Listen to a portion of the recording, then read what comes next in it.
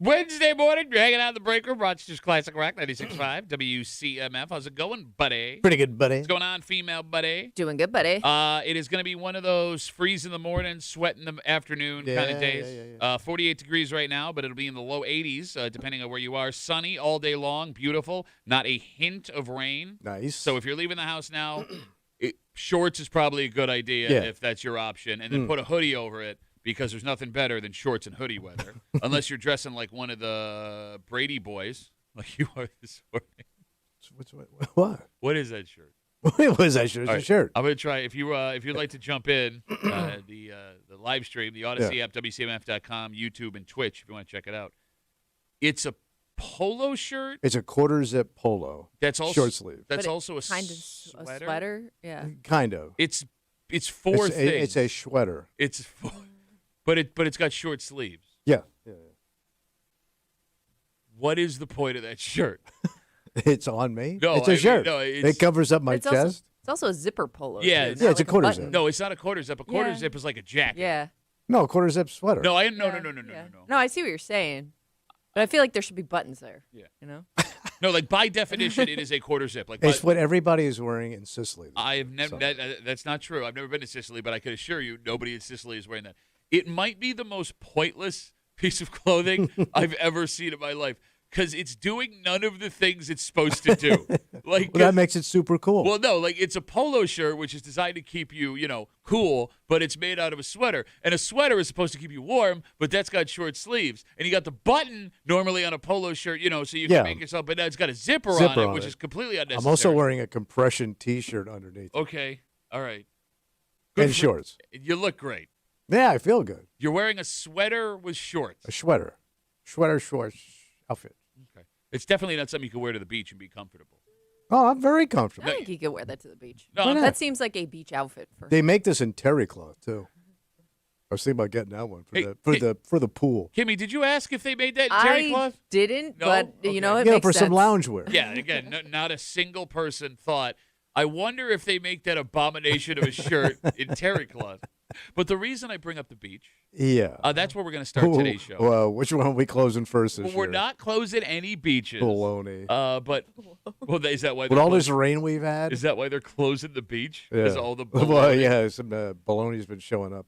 This is coming from the Lake George's north. So that's in the Adirondacks, right? Northeast, Yeah. I think so, right? Okay. Yeah. Yeah. So two people were arrested At Lake George. earlier this week at Lake George. What were they doing in the lake? They weren't doing anything in the lake. It's the fact that they went on the lake that got them in trouble. Oh. Oh. Let me explain. The two parents were offered a boat ride on Lake George. The parents, 30 and 28 years old, married couple. Yeah. So they got on the boat, and they went and had a grand old time for about 15 minutes. Then what happened? The problem is what they left behind on the shore. Oh.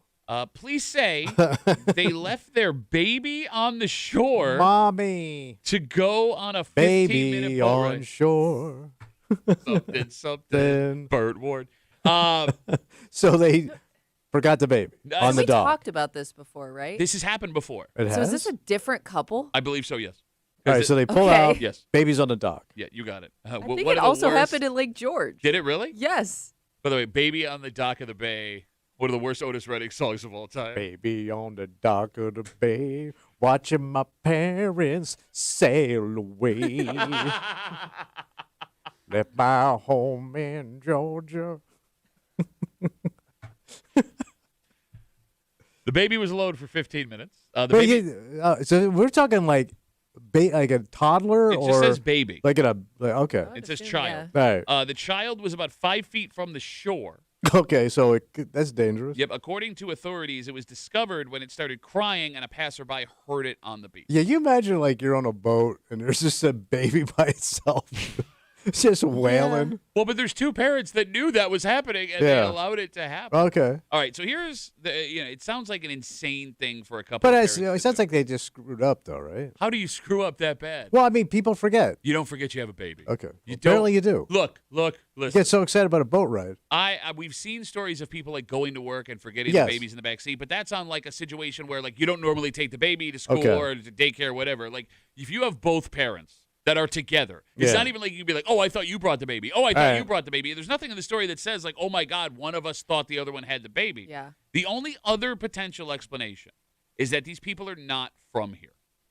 Because there are some cultures where leaving your baby alone outside is completely socially Is acceptable. it the Dutch? When years ago she got in trouble in New York City. So this happens actually. It's in the Netherlands, right? Like that. Like yeah, but that. they put the baby outside to go inside to eat. Yeah. And they want the baby to get some sunshine and fresh air. There's They just- literally like stroller parking spots. yeah. All right, yeah. So in these is it Scandinavian countries? Yeah, like Sweden, Norway. The good-looking people. It's common in the wintertime to leave your baby That's it. outside in the cold in their stroller while you go inside and eat and have drinks. And every once in a while, in cold weather American cities, parents will get arrested for endangering Yeah. the welfare of a child because they're touring here and they don't know you're not supposed to leave your baby outside in the stroller. Yeah. Although it should be a pretty big, red flag when your baby's the only baby in the Yeah. stroller outside. Yeah. Yeah. So I'm wondering, in all sincerity, do these people come from a place where this is socially acceptable? Oh, I Right. mean, that could be. I mean, it is weird you'd leave your baby 5 feet from the shore. But you think if you travel and if you're coming from those countries, they would warn you not to do that when you get to America. I mean, but if Because like when you go to other places to go,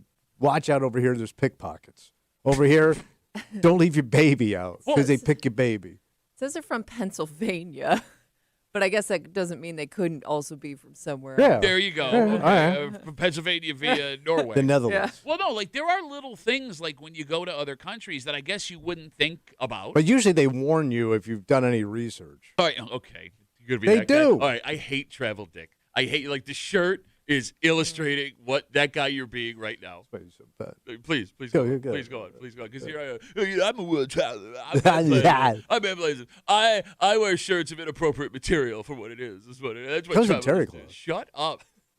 I'll give you an example. Go ahead. I have been to Europe one time. Ooh, man. So who's the big traveler here? How many times have you been to Europe? None. Nah, you lying ass bitch. Lying ass bitch. Got no European money. I went for a football game. For a week. It's like the most American reason to Yeah. go to Europe other than to kill Nazis.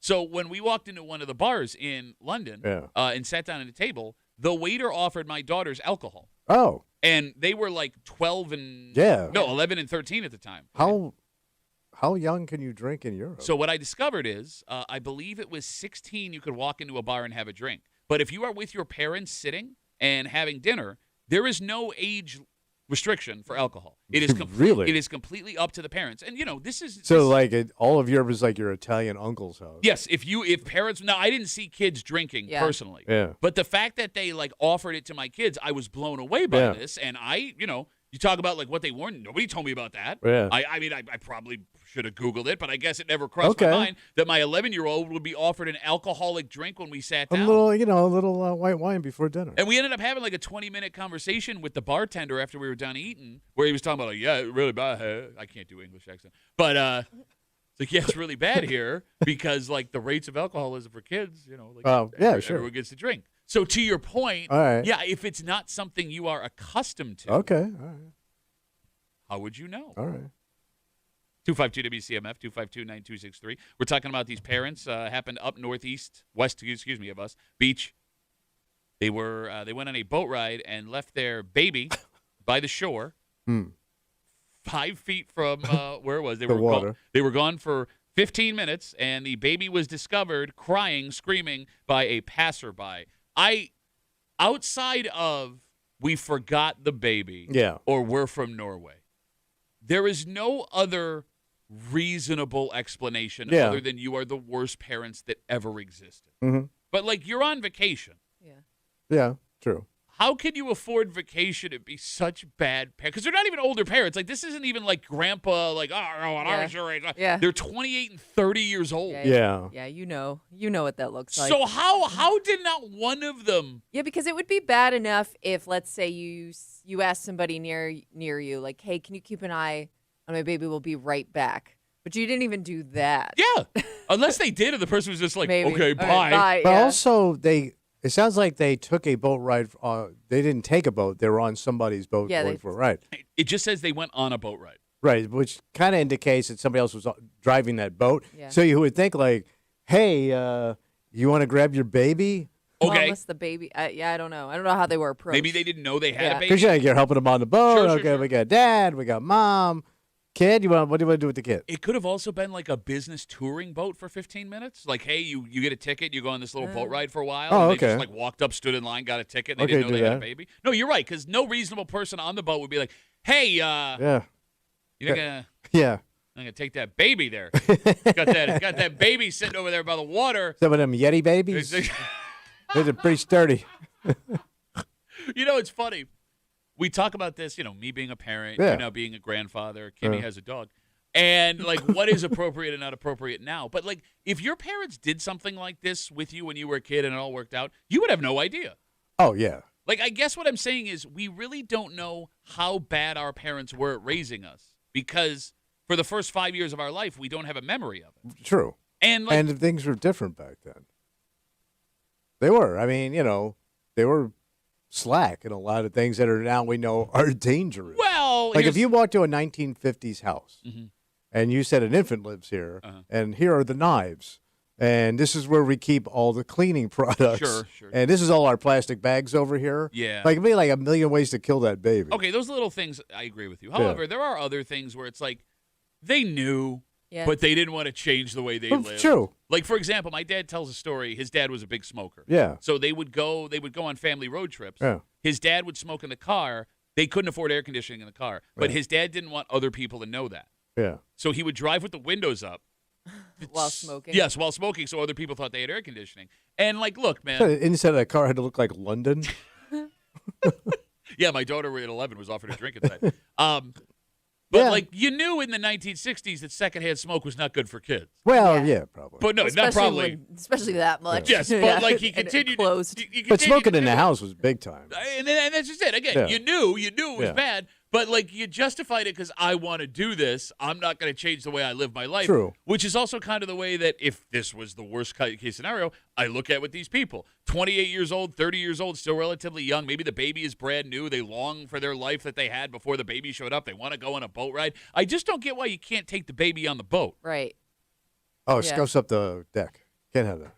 Boat baby? No, you can take the baby on the No, that's boat. what I'm saying. Like, why you wouldn't think, unless they're Right. going to have boat sex, in which case you could, even if it's a little baby, just put the baby over there. I don't recommend baby boat sex, but I guess if you're going to Baby pick, boat sex. if you're going to pick, not with the baby, well, the baby you're having, I'm going to stop talking. What I'm saying is, if you're going to make a bad choice, Yeah. that is by far the better bad True, choice. true. I don't know. And, like, your parents will never tell you where they screwed up, because even in the moments you know Yeah. that they were doing poor parenting, Yeah. they will justify why they did it. Oh, sure. You know what I mean? Because nobody wants to be a bad parent. And the worst is, like, if you have a story where you know your parents did something wrong. Yeah. The thing they will always hit you with, well, I guess I was just the worst parent in the world. You had it so rough. Or Oh, man. everybody did that. Yeah, you know, exactly. yeah. Oh, yeah. You guys, put roof over your head, food in your belly, private school. Yeah, I was the worst. Everybody had a hole in their roof when they were growing up. No big deal. Season tickets. We have a dynamite. Don't drop your baby by the side of the water. Kind of breaking for you this morning here on CMF. It's a Wednesday. You know what that means. Hate. Yep, hate mail of the week coming at you. This letter is not so much hate. Yeah, what is it? In fact, it's an angle that I can't believe we didn't come up with. Oh. Because, as you like to say, Tommy, a good neighbor is worth their weight in gold. Oh, yeah. And along those lines, an event that the city of Rochester put on a week and a half ago, 2 weeks ago, reminded Kimmy of something she loved from her childhood. Yeah. The neighborhood block party. Yeah. And you brought up, Kimmy, how you haven't seen those in a long time. I was wondering, if they were still as prevalent as they were, back 20, 30 years ago. So we kicked it around. Could we Yeah. have it again? Do you want it again? All these things. There is a man who heard that break, and he wrote us a letter, and he knows for sure why we don't have Oh, neighborhood block party okay. parties anymore. And normally these letters are jackasses just saying crazy stuff. Mm. But I think this guy may have actually figued out, Stumbled upon something. yes, why, Kimmy, we don't have these block All parties right. anymore. Can we fix it then? We can, All but right. there's a trade-off. Oh, it always is, Pat. Because you can have that close relationship again with your neighbor. You just have to hope that everything goes well for the rest of your life. Oh. And I'll explain everything just after 8 o'clock here in the break room on CMF, plus a whole bunch more. But first, Tommy, Right. it's your worst nightmare.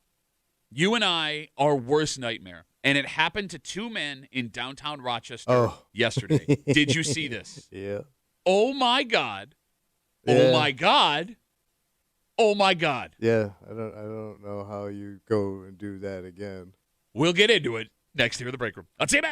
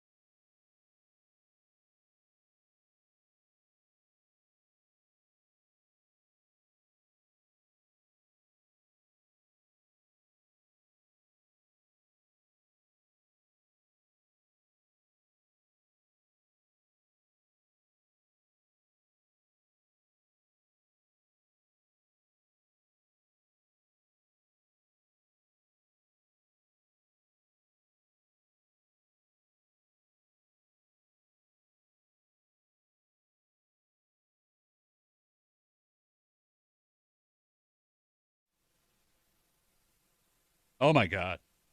Oh, my God. What happened? This would be the last day on the job, right? This would be the last every day you decided to do this? Because I couldn't do it to begin with Yeah. at all. Well, that's the other thing, because this isn't something you, like, go to college for. Like, this is just a job you kind of, like, fall into, I would assume. Yeah. So, like, how do you one day decide, like, this is what I want to do every day for the rest of my life? You're hanging out in the break room, Rochester's Classic Rock, 96.5, WCMF. Right now, you can nominate yourself for the WCMF Bartender Battle at WCMF.com. You could win a Genesee prize pack plus tickets to Billy Idol on August 14th at Darien Lake Amphitheater, courtesy of Live Nation. Tell us about your skills, why you deserve to win, or stop by Rev It Up Bar and Grill, Roming's Tavern, or Hunt's Pub to scan the QR code to enter.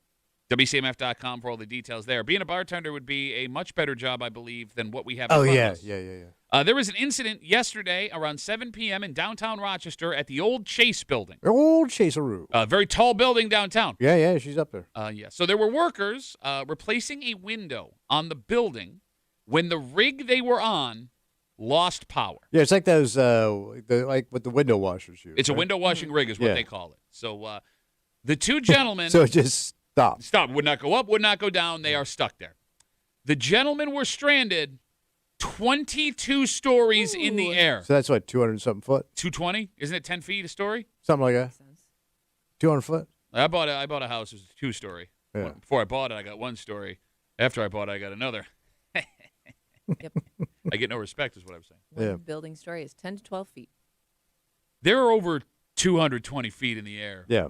And they're on stuck. a platform that is held there by cables And attached to the roof. And it's an empty bottom, right? Like you can look down and see through it. Oh, you think it's clear? I think it's graded because of the wind. Yeah, you could. Oh, yeah, you're probably right. Yeah. I'm just thinking out loud. So your feet would just be on graded metal, 220 feet in the air. Like I'm getting sick right now thinking about it. Yeah. Like I'm getting nauseous. Do you think if you've had that job for a certain amount of time, you are pretty used to the Oh, heights? yeah.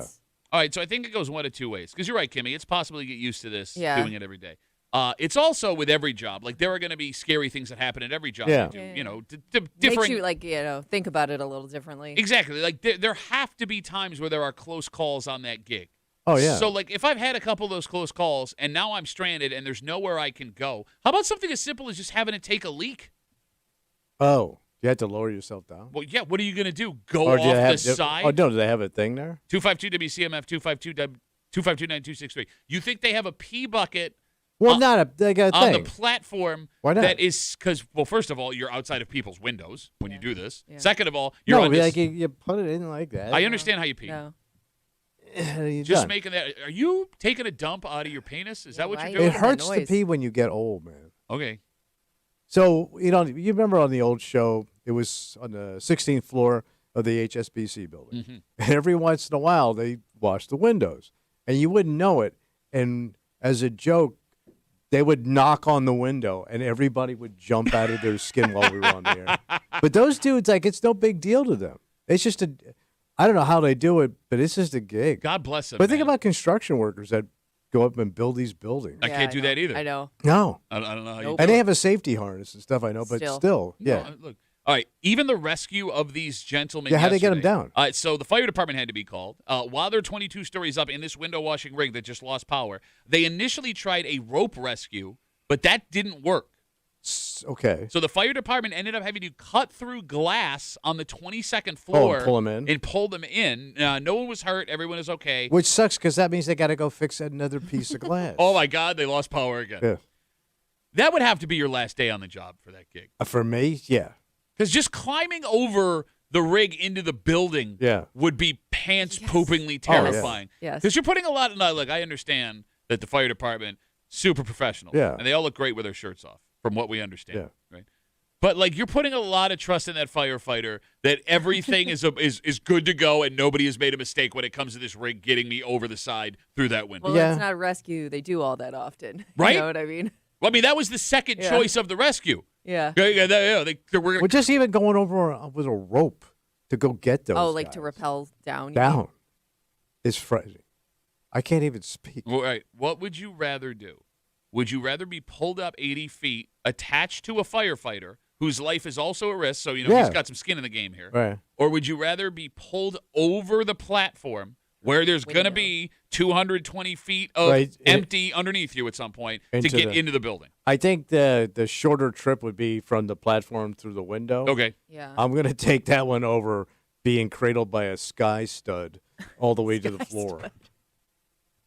Yeah, because they were at like I'm guessing such a weird spot in the building where like they were too high up to get to them from the ground and too far down to get to them from like the top of the building. It's exactly what It's happened. no man's land. They Yeah. call that in the sky game.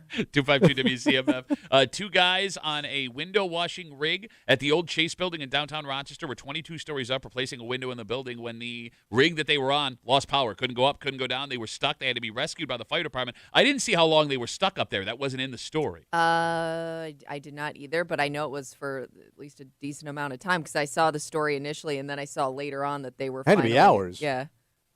Have you guys ever had a I quit, I don't get paid enough for this moment at your job? 252 WCMF 252-9263. Because like you've always had soft jobs, so I guess like you wouldn't. I was a butcher. Like bro, you were wiping yourself with meat, and you were doing it drunk as a teenager. I was still a butcher. Okay, yeah. I've never quit a job. You've never quit a job in your life. No. And you've also never been fired. Well, you have quit a job. You've never been fired. You're not a butcher anymore. You quit that job. Well, at some no, point. but I did it. I retired. I didn't walk out on it. I I said, hey. retired. You were like 30. You I got idiot. my 15-year pin. Wow, you got a pen. Show me the pen. Does Oh, it go hey, in I'll bring it in. Does I'll it show go you. in your sweater polo, you You know, bitch? I'll wear it tomorrow with pride. Kimmy, have you ever quit a job? I did. I worked. The makeup stand. By the way, that makeup on her looks great. 22 stories above the ground. Zing, zing. I worked for like a waterproofing company for a couple months, and I don't really know what exactly my role was, and I don't think anybody else did either. I was just supposed to be like filing stuff and doing like, work like that. And everybody acted like I was their assistant. So like I was getting pulled in all these directions and people would get mad at me when I went off to do something that somebody else asked me to do. So like eventually I was just like, yeah, I think this is my last week here. So there wasn't a moment where you said, I'm done. It just slowly built over there. Yeah, it was. It wasn't slowly. It kind of all happened like within a few days. I was like, I don't think I want to be here anymore. Because think of those horrible shows we had to do. Comedy shows. Yeah, on the road. Oh, yeah. And you're just stuck. You just had to go up and do it because you had to eat. And you had no money. Yeah, but here's the thing. Even the worst of those shows was better than like a real job. Oh, yeah. Because, like, for example, I told you guys, I sold vacuum cleaners door to door for Right. a little while, like 2 weeks, Yeah. right? And I was like 18 years old. And the last day I ever did that, how it works is you meet at the office every morning, and they put like 8, 9 people in a van, Yeah. and you drive out to a town, and those people, they scatter amongst the town, and you go knock door to door and try and sell people $1,500 at a Yeah. time vacuum cleaners. It's kind of a flawed system. Yeah. So I'm 18. We went out to Newark. They drop us off neighborhood by neighborhood. I'm by myself, and I'm knocking on doors. And it was the worst day of my life. I got stopped by a police officer because I didn't have a peddler's permit. Yeah. And I got the 10th degree for that. I got chased by 3 separate dogs Wow. just in that day. I didn't have money for food. There was nowhere to go eat. Like, I was starving to death. Yeah. I was, smoking at the time. I was out of cigarettes and had no money. Like, it was just miserable. And then when the day was over, I hadn't sold anything. And, like, my, quote, boss screamed at me, Yeah. like, the whole drive back in front of everybody else. And when I got out of that van, I was like, I'm never coming back Yeah. here ever again. Yeah, Like, they that were was good for me. like that day, I am done with this. I am not getting paid. Nope. Not doing this job ever again. And I remember I didn't tell anybody. I just didn't Yeah. show up Yeah. anymore because I kind of thought it was one of those jobs. And the guy who was like my quote boss left me a voicemail Monday morning that I had slept through. Where are you? You're never going to be allowed to sell. Oh, you never sell a vacuum cleaner door to door in this town Ooh. ever again Thank you. for the rest of your life. So, in this story with the 2 guys stuck Yeah. on the rig, the story on, I think it was 10 NBC, talked to people that live in the building, the residents. Oh, okay. In the Chase building. You got Yeah. it. And one of the guys who live in the apartments up there said that this has become a somewhat common occurrence. That the rig stops? Yes, that folks in the window washing rigs lose power all the time and get stuck. Sounds like you need to fix it. That would be a good policy. Yeah. But, like, why would you keep going back and doing that job if you're constantly getting stuck hanging in the air? Because that's you got to eat. But, like, even if you're not I scared know. of heights, right? Like, Yeah. for every day, most people, your job is done when the day is done. Yes. Right? You know you're going home. How many times do you call your wife or girlfriend and be like, hey, I'm not going to make it to dinner because I'm currently suspended 220 feet over. Yeah, she can't even bring any food. You know what I'm saying? Lower Right. down on a rope. Yeah, exactly. Unless she's got, like, one of them model rockets you can attach a sandwich to. Do you think that job pays well? I hope so. Kimmy, can we Google what a window washer? I know these guys were window washing, but let's just go with that. If you ever want to get really scared. I don't. So if you go on YouTube, the guy, it's the biggest building in the world, I think, is in Dubai. It's called the Burj Khalifa. Yeah. So they had to clean those windows. It's over 2,000 feet in the sky. So that's like double the World Trade Center. And those guys go all the way to the tippy top and start cleaning the windows. Nobody's going to check, man. So I would have said, yeah, I got it. Yeah. Well, you want to go and look yourself there. Well, but the people on the floor can see out the windows. Go look. They go look. No, they did. Yeah. They woke up. They looked out the window, you idiot. That thing will be gleaming to the 5th floor. But those guys go all the way up there. That's like airplane height. Yeah, I'm not doing that. And what would I get paid for doing that job? So it varies wildly. Well, big city. Wildly. New York. High-rise window cleaners typically earn a median national salary between $50,000 and $85,000 per year. So it's However, a they will common vary salary. based on location and whether they're paid hourly or. So it's a average working salary. Oh yeah. So let's say you make the average, which is around between 55 and 60 right now. Yeah. I It mean, says you can get different certifications too that'll up that salary. okay. What am I It says certified for? rope access certifications, so maybe you do it a different way. Wait, like I'm hanging off a rope? Oh, maybe like Seems a like I'm hanging off a. like a basket, and you're just cleaning. Are you out of your effing mind? Get more money. Like I'm rappelling down to like save someone from a gorge, but I'm also washing windows. You're out of your mind. You're out of your effing mind. Pay an extra $1 an hour. Shut up. But you also have to sell vacuum cleaners while you're doing it. You know what sucks? Window too? to window. For guys like us, Yeah. right? We only have high school educations, and we Yeah. barely have high school educations. Yeah. Like that's one of the higher paying jobs that we may be able to get. Yeah. You know what I'm saying? Suspension. Yes. Like it kind of sucks. Like when you don't have that extra education, like every job that pays well also could cost you your life or a body part. Yeah. Like you could be a plumber. Just make sure your finger don't get caught in that wrench. Well, look at those dudes that had to go up to those cell towers. Yeah. No. Oh yeah. And I think they climb those. They do. So it's like 1,000-foot ladder. Good cardio. Oh, yeah. Yeah, you can't be afraid of heights. Thank you. I'm just saying, like, I don't think it's something you can get over, right? Like, No. if you enter it thinking, like, I'm afraid now, but maybe I'll get used to it. Like, there's no way you can get over that fear just by doing it a lot. I get right? paralyzed. I mean, I literally am paralyzed where I cannot move. Well, I don't know. There are also things that you've been scared of in your life that you had to do over. Like I used Yeah, to. marriage. Okay, I'm terrified of needles. I was terrified of needles. I have to get a B12 shot once a week Yeah. from my wife. I'm not so scared of needles anymore. I don't love it, but it's Yeah. not something. Yeah, but I like. if I give you a needle, you're not going to possibly plunge to your death. I understand, but when we talk about being like again, if you're attached to this thing, the odds that you're going to die are very, very small. Like if we're talking logically, like there's like 15 different. Yeah, but there's something my mind does. Yes, that's what I'm saying. Like with the needle, like there's something in my mind that I Yeah. just don't like needles, and like Yeah. now I can tolerate it because I have to keep getting it over and over again. So my wife is claustrophobic. I hate heights.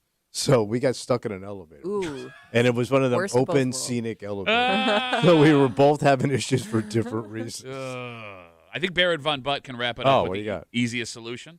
Duffy on WCMF, easiest way to get us. He says, sounds like they just need a longer extension cord or a couple of parachutes. Oh, parachutes. There you go. All right. No.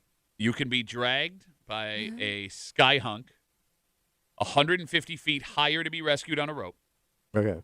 or you can parachute. No. I'm not jumping. The parachute is guaranteed to work. You will not die.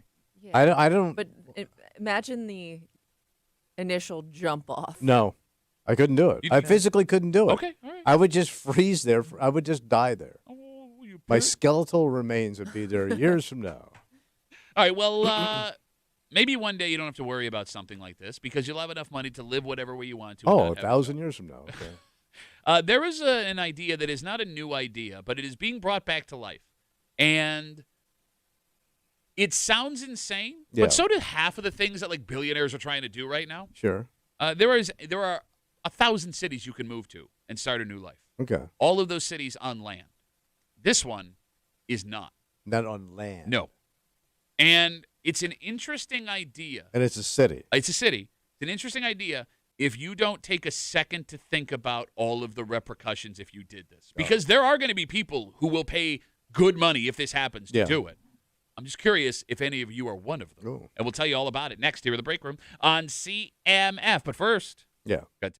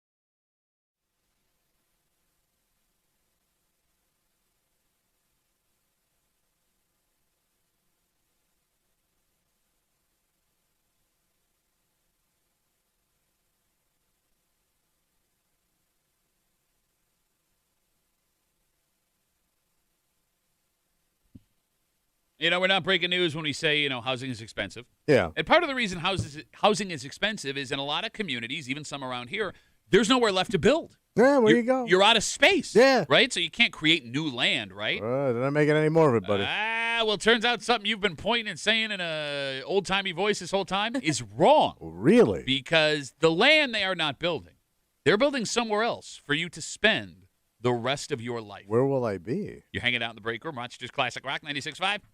WCMF, it's back, baby. Who's that? The break room is looking for Rochester's Sexiest Dad 2026. If you think you've got the dad bod everyone's talking about, visit the contest page at WCMF.com. Upload your photo right now for a shot at the title of Rochester's Sexiest Dad. It's been killing me. What? Because, the first week is all submissions, and I always forget, so I'm going every morning when we get in to see if the photos are up yet. And they're not, because the first week it just gives you the opportunity to put your picture up. Right. But, I'm dying to see what is 2026 Sexy Dad. What the 26 bods look like? That's right. Okay. And it could be you. WCMF.com to upload your photo. The winner of Rochester's Sexiest Dad 2026 will take home a premium watch valued at over $500. $500 From our good friends at Heritage Jewelers. WCMF.com. Submit your photo and be sexy, dads. And don't be ashamed.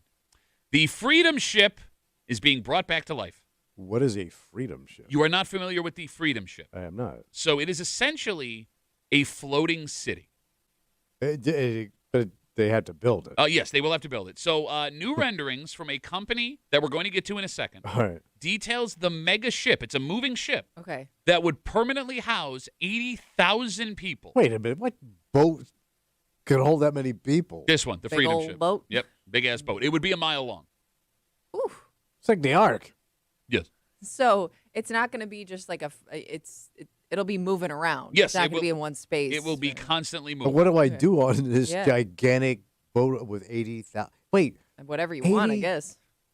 Go for a mile long. Even at that long, it's got to be so cramped. So it would be, I believe it's 40,000 permanent residents, 10,000 tourists, and 20,000 employees of the boat. Yeah, the true. crew. Yeah. You go, that and other things, because this boat would have everything you are accustomed to on dry land. We're talking schools, colleges, shops, banks, nightclubs. There would be a 2-story food court for all of your dining needs. It would have culture as well. There are designs for a music hall, 2 separate museums, a convention center for touring musicians, and a 15,000-seat sports stadium.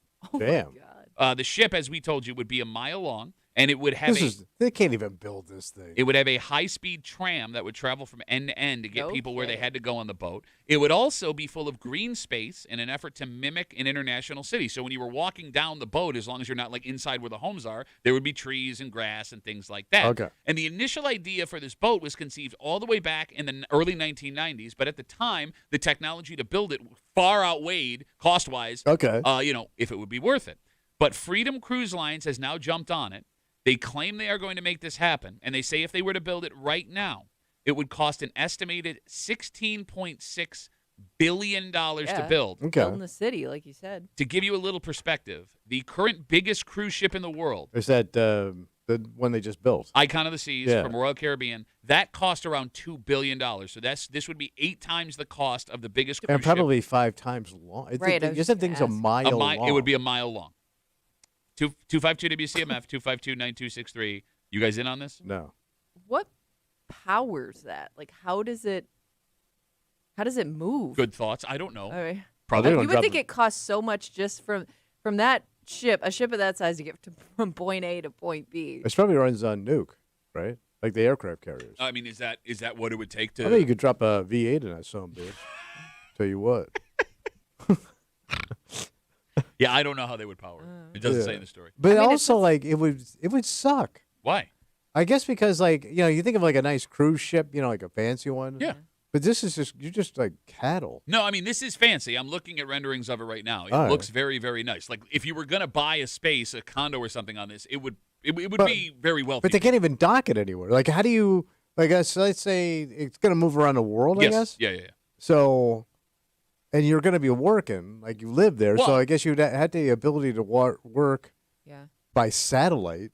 All right, so it would be limited to 3 specific types of people, to your point. Right. It would be the super wealthy who don't need to work, Right. right? You have nothing to do all day, so you just take advantage of the boat. It would then 2 jobs people could do remotely.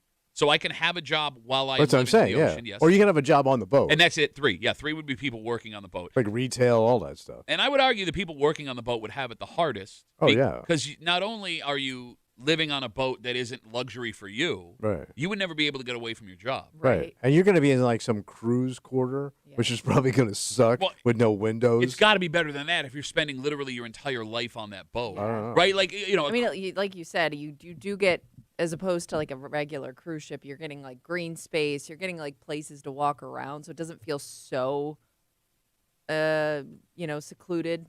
Yeah, but here's the problem, Kimmy. Even if you lucked out and where you lived was on the opposite end of the ship of where you worked, you're still you're always at least a mile from your job. You know what I'm saying? All right, so let's say, it goes around the world. Yes. But how do they get me to the shore? So there will be 5 helipads on the boat. So they're going to chopper me into dry land. I believe that would be for emergencies or wealthy people. The other way would be somehow dock it and Yes, it would also have boats that could ferry you back and forth. That would be the way. I mean, it'd be a lot of inconvenience. Yeah. Unless you plan on living your life on this boat. No, but even so, like, let's say you decide to do that. Mm-hmm. The ocean has its say, too, like how things go. Sure. Rough seas, But bad weather. It's a mile long. I mean, how rough would the seas have to be where it would affect a ship No, that's but a let's mile say, long? I don't know. I mean, but, there's always those things you don't think of till you're in it. I don't know. Like, okay, to the folks that have been in the Navy listening to this show, 252 WCMF, 252-9263, folks that have been on aircraft carriers.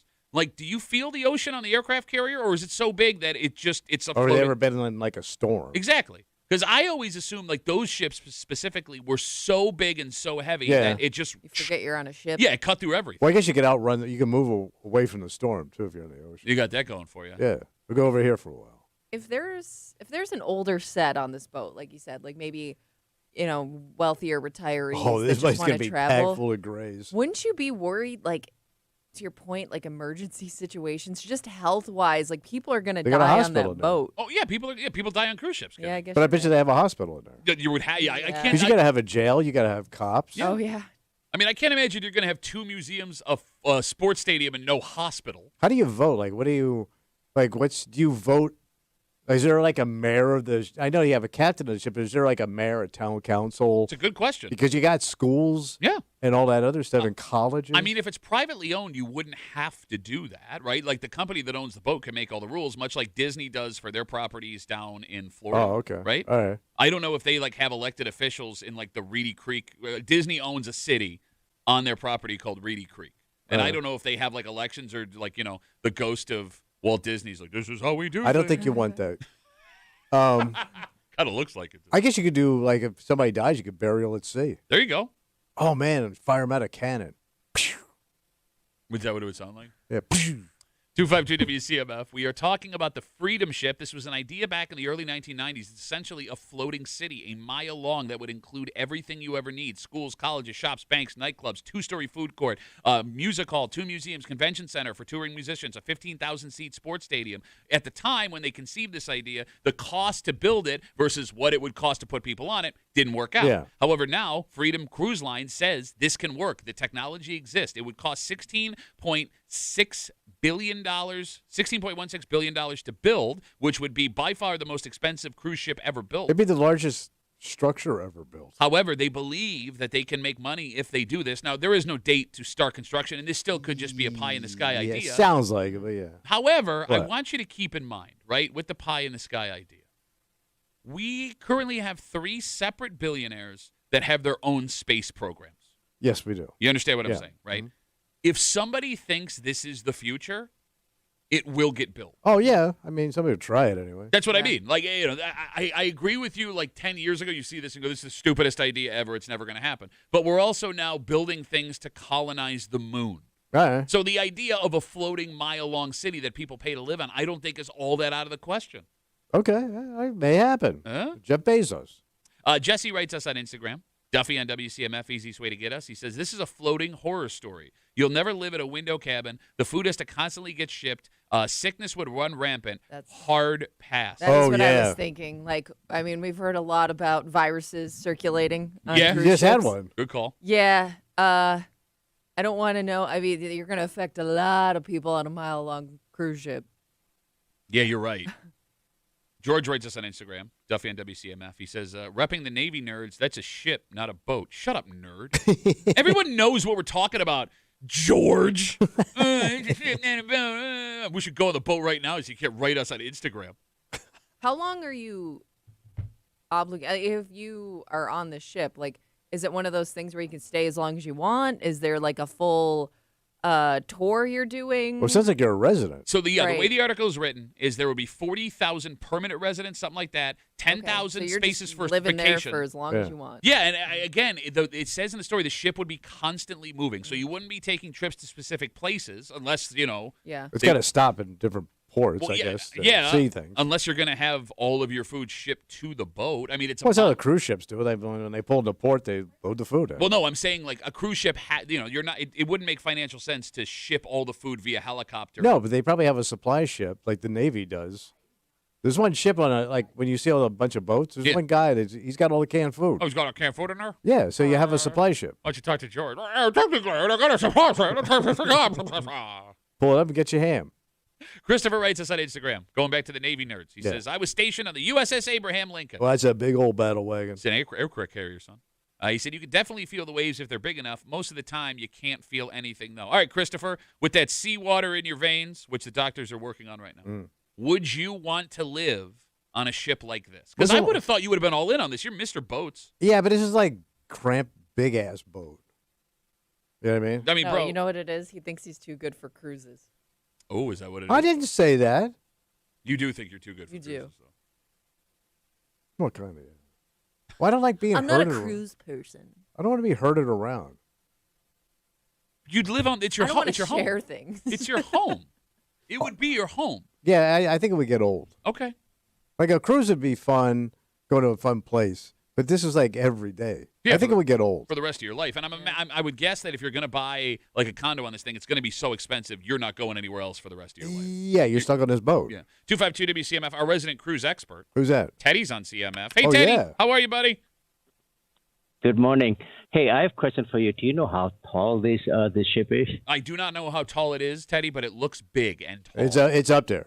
Oh, okay. The reason I'm asking is the taller ship is more dangerous because the wind is the enemy in the water. Oh, so it'll list the boat. Yeah, you'll Yes. pitch back and forth. Yeah.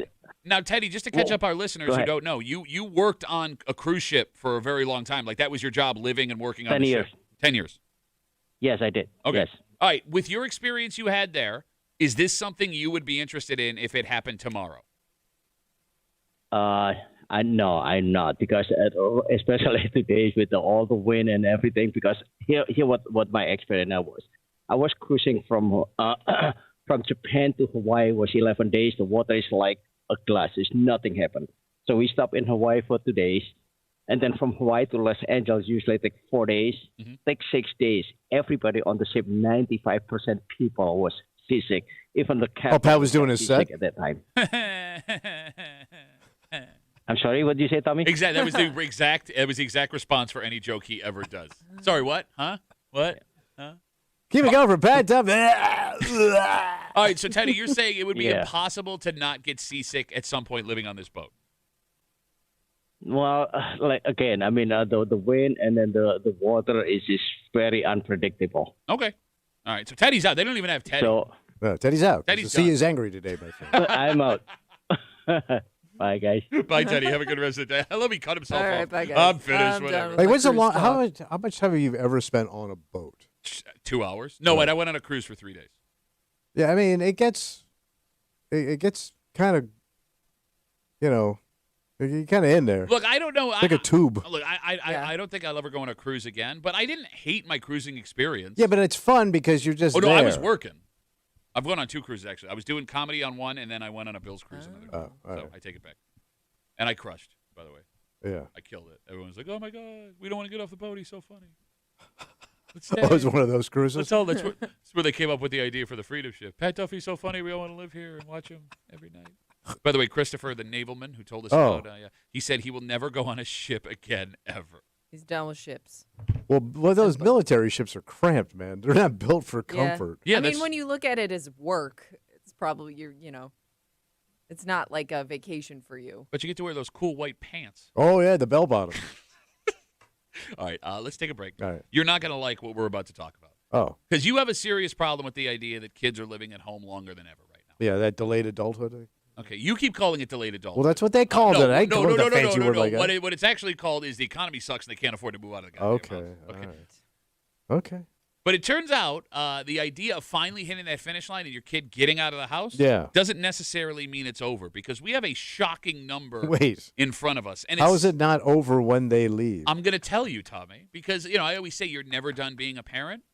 And when your kid is gone, it doesn't mean that they're gone forever. Oh. And we will get into the story next here in the break room on WCMF.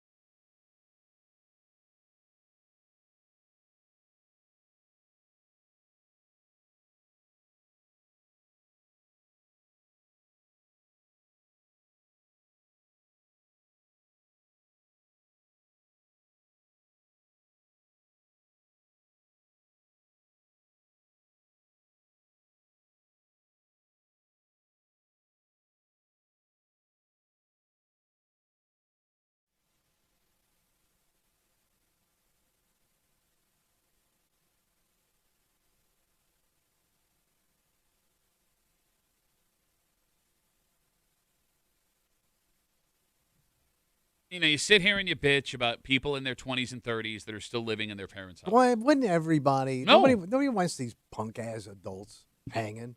And your idea is once the goal is to push them out of the front door. Yeah. And once they are gone, problem's over. Well, that was the rule in my house. Was it the rule in your home? Rule in your house. Well, no, I couldn't go back home because there was no home to go to. No, as soon as you turned 18, your father left. That was the rule. Well, it turns out the idea of once you get them out, you're home free Yeah. isn't necessarily true. So what's the deal? A new study, and I'll admit, this is pretty stunning, Yeah. shows that maybe, just maybe, you should keep that bed made and that door open. So is this some kind of boomerang flop kid? You're hanging out in the break room, Rochester's Classic Rock, 96.5 WCMF. We will jump right into it. More than one half of young adults move back home after leaving the Wait, house. one half? More than one half. 58% of Gen Z and young millennials have moved out of mom and dad's house only to move back in at some point, according to a new study. Oy. And 15% of those people have done it more than once. Oh, my God. In and out, in and out. And I know you made a joke. What did you just call him? Boomerang flop kid.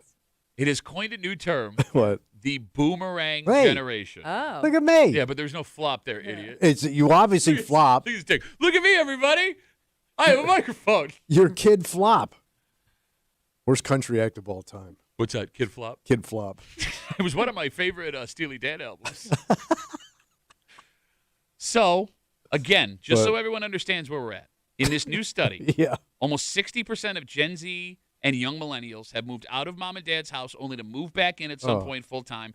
15% of those people have done it more than once. It's got to make your life miserable for the parents. Because you have It's to miserable for everybody. Well, yeah, but let's go with the people that are Let's trying talk to. about me. But yeah, let's talk about the people trying to retire and enjoy their golden years, and like you got to constantly readjust. Maybe if you would have done a better job as a parent, your kid wouldn't keep moving back. No, in. I hear it's the economy. It is the economy, you idiot. It's economy. It is the economy. My kids are great. Okay, if you want to hear him go off even more, Yeah. Go ahead. they talked to a large cross-section of these kids that have gone back home after moving out. Yeah. Well, you just had to knock on the front door. 75% of these kids that have gone out and come back called it a sound financial strategy. 26% of them said they deliberately move back home just to save money. Yeah. So you're just not paying rent, and you're just pocketing the money. But I'm picking up the tab because you're in my house. And just to give you an idea of what we are dealing with right now. Yeah. Nationwide, about 33% of 18 to 34-year-olds right now are living with their parents. So 1 in 3 18 to 34-year-olds at this moment are still living at home. So they ain't paying rent. They ain't picking up the food bill. Nobody's saying any of that. How are they saving money? What are you talking? Because it's still cheaper to pick up some of the food and pay a little. Significantly cheaper. Thank you. But you know how this goes. No, man. I don't actually, because I've never done this before. Okay, so if your daughters move back in, Yes. God forbid. God forbid. What do you mean? No, God because forbid? they're going to do good. You don't want them back there. Look at you, pandering ass I'm bitch. paying You for know your my daughters you doing know well. my wife's driving to work. You pandering ass I know, bitch. and I was gonna say, even if they are doing good, as you say, like they could still need to live at home. Like then you ain't doing good. no, they could be in a career that they love. It's just when you're starting out, you're not making enough, or they couldn't find a roommate. There are plenty of reasons why they may, not just go straight into an apartment after they get out of school or whatever they choose to do. But here's my scenario. They move back in. Mm-hmm. And you know how your wife is, right, with the girls. Right? Yeah. So before you know it, she's going to start treating them like the girls again. And she'll start doing the laundry and I'll pick this up. Let's go out to lunch. I know, like, if my wife would start doing their laundry, cleaning the room, doing all this stuff, and she would start babying them. So and again, yeah, they're saving money because we're picking up the whole goddamn tab. I'm just running a Marriott for losers. So you're calling my wife a pushover. Every mom's a pushover just until called kids my- get you it. just called my daughters losers. No, I did not call You them just said losers. we're running a It's Marriott for no, losers. I said Yeah, God you forbid. did. No, you just I said, said you God just forbid. said we're running a Marriott for losers. If we're running a Marriott No. and my children are the guests, that makes the kill. Let me text Like, over real 'cause quick. you- Hey, honey, hope you're having a first good day of summer vacation as a loser. Loser. I mean, you talk about your wife, who's a doctor. You talk about how much debt she was in from pursuing that career. Like As a loser, yeah. Yeah, as a loser. Yeah. But she, like so. but she didn't move in with Mama. well, but rent She was went to cheaper work. then. She went to work and she got an apartment.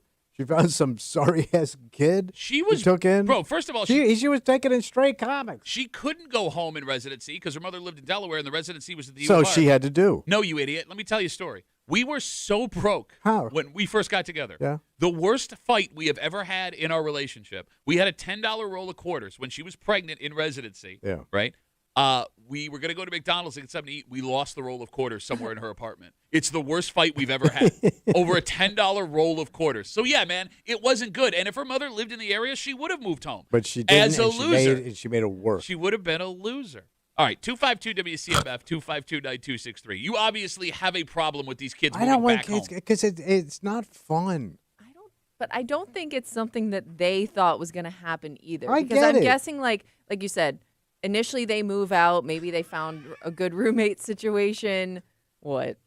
God, I'm sorry. They found a good roommate situation. And then, maybe a year or two or a few years in, life changes for somebody in that apartment. Somebody moves out because of a relationship. Somebody moves. And now that person's left without an apartment and nowhere to go. So we got some great insight here. Get a husband. We got some great insight. Again, 252-WCMF. A new study reveals that almost 60% of Gen Z and young millennials have moved out of their parents' house only to move back. 15% of those have done that more than one time.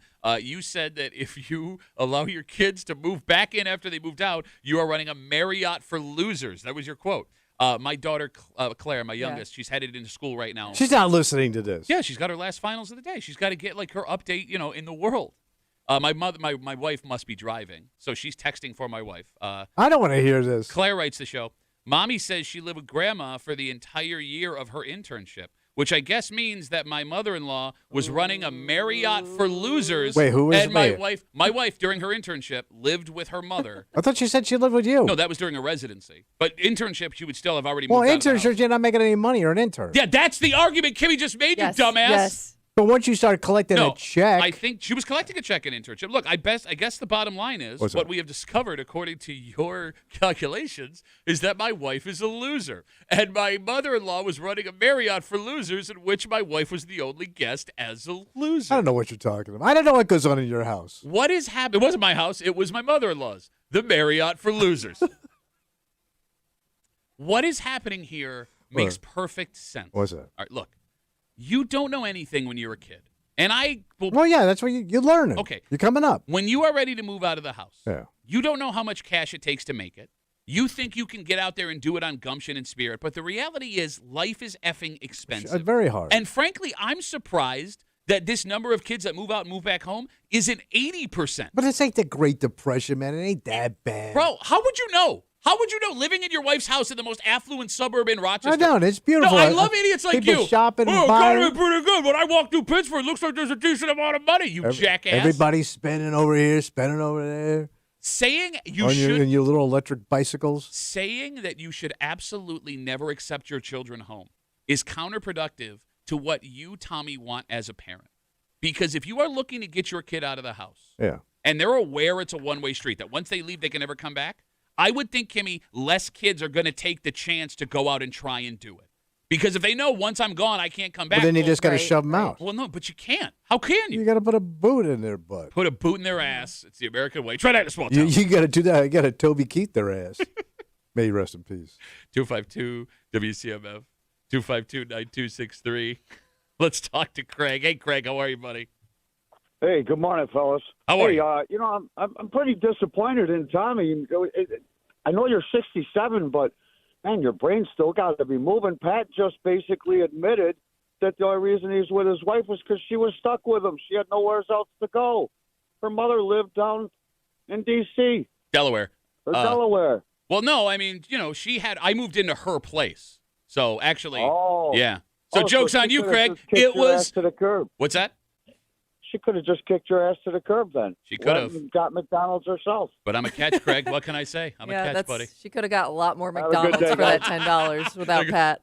There goes Craig. Yeah, which is funny because she took you in at your very worst. No, I was doing well career-wise. I was touring colleges, You were man. crawling in here with your stupid jokes Yeah, for free. crawling in here with my stupid jokes for free to hang out with that super successful guy living in an empty house. By the way, the only show that would let you on was in an 11th place in a 10-show market. Well, joke's on you. Now we're up to 10th.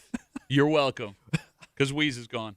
Matt writes us on Instagram, Duffy at WCMF, easiest way to get us. He says, my stepson, who's 22, moved back in, pays $100 a week. He doesn't pay for anything else. His mom does his laundry, buys, makes his meals, does everything for him. We get in arguments about it all the time. And this is what happens. They go right back. Everybody goes back to the role they know. Okay, you know who's going to have the most problem with this? In the Marriott for losers, you're saying? In the hotel where Tommy works at front desk, apparently. By the way, he could wear that shirt and totally fit in. It is a bellhop kind of a look. I would imagine this causes a lot of fights between siblings because there will, if you have multiple kids, like chances are one of them's going to be living at home. And if you're like a sibling that moved out and actually didn't have to come back, you're going to have the most problem with your parents babying that other sibling. Yeah, you're more right. than anybody else. You're right. But I think, Mom, what are you doing? You're making it too comfortable for him. You're not wrong, Kimmy, but I think whether or not somebody moves back in, there will always be that sibling that mom or dad takes care of more. Right. But it gets naturally you're getting more. I don't even think it's a favoring thing. It's the one that needs it the most, right? Like the squeaky wheel gets the grease, right? So like maybe they need a little financial help. Maybe they need someone to help watch the kids. And yeah, you're right. It's going to chap somebody else's ass if you have siblings. You know, it's so funny how tough you talk here. Again with this stuff. Explain it to me, Patrick. I would assume you got more help than your siblings. Who? From your parents. Oh, yeah. I was spoiled. Okay. I was a rotten little shizit of a kid. Not like today. No, I straightened up. Well, Nick does write us on Instagram, Duffy and WCMF. I would just like to point out that Tommy is basically a Gen Z boomer living rent-free in his wife's house. I'm a Gen Z boomer? Your wife is actually running a Marriott for losers. Again, new study shows that almost 60% of Gen Z and young millennials have moved out of their mom and dad's house only to move back in at some point. 15% of those have done it more than once, and 26% said they deliberately moved back home with their mom and dad to save money. You talk so tough. You talk so tough. Yep. All right. Tommy, you have a stepdaughter that lives here in town. Yes. She owns a house? Yes. She's got a great job. Yes. Let's say, God forbid, and I'm knocking on wood, things take a turn. Job goes away. She can't afford the mortgage. So when she comes to, her mother, where you live in the house, right, because you're Big Daddy over there, and she goes, I need to move back home. You're going to stand up and go, no, ain't happening, sister. I'm not running a Marriott for losers. Ain't happening. Your ass is so wet. See outside? Uh-huh. That's all you. Uh-huh. They got a big, beautiful world. This is America. Ain't nothing holding you back. You got all your freedom. So you would tell your wife. College educated. All right, yeah. Go. Absolutely. You got a better education I got. Sure. Yeah, but she doesn't have someone that's letting her live in a house for free. So you would tell your wife. I already got here. She was there first, you I idiot. know. I got the freebie spot. You would tell your wife there's absolutely no way your daughter is moving home Absolutely. with us. Absolutely. Put that foot down, brother. Daddy speaks. That's it. We have a couple interesting Instagram messages that changes the perspective here. Eric writes, Duffy on WCMF. I moved back home after a divorce, helped me get through nursing school, was able to save up to buy a house and move out within 2 years. Dave writes, 2 years? I moved back home to my parents' house for about 5 months when I was getting a divorce. Does that count? There are extenuating circumstances. Divorce. The worst would be moving back with your parents after a divorce. It happens all the time. I know, but that's good. That's the Even rock. if it's temporary, it's going to happen. That's rock bottom. Going through a divorce, your kid getting hurt at work and they can't make money for themselves for a little while, a kid that gets sick or is dealing with a mental health issue. Like, these things happen. Life is not I hate guys like you, especially with your background. What'd I do? I got no mental health. What's wrong with my mental health? Nothing.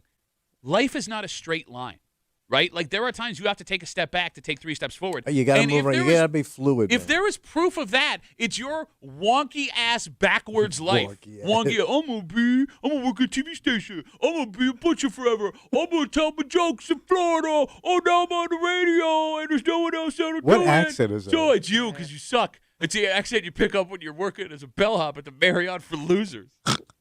Like, your life... Like, that line is the least linear line of all. It is just squiggly lines all over the effing place. You're like, why'd you get out? You'll never come back. You have to be get back forward. Put your head down. Idiot.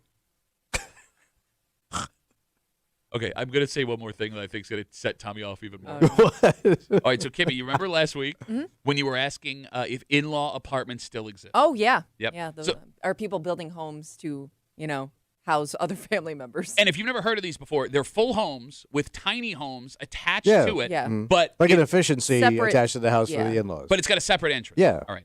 So real estate agents nationwide say they've seen an uptick in the popularity of people searching for in-law apartment homes to accommodate their adult children. So there ain't no in-law in there. It's your ass kid. You got it. But they're Your also ass saying kid. What? they're also saying it's twofold. They have the adult kid living with them now, and they believe that mom or dad may end up moving back Eventually. in. So having this property kills two birds with one stone. Wait, hold on. I'm confused. So- I got my house. Yeah. Ass kid in the ass extension. Yeah. And then they move out, and eventually the elderly move in. What elderly?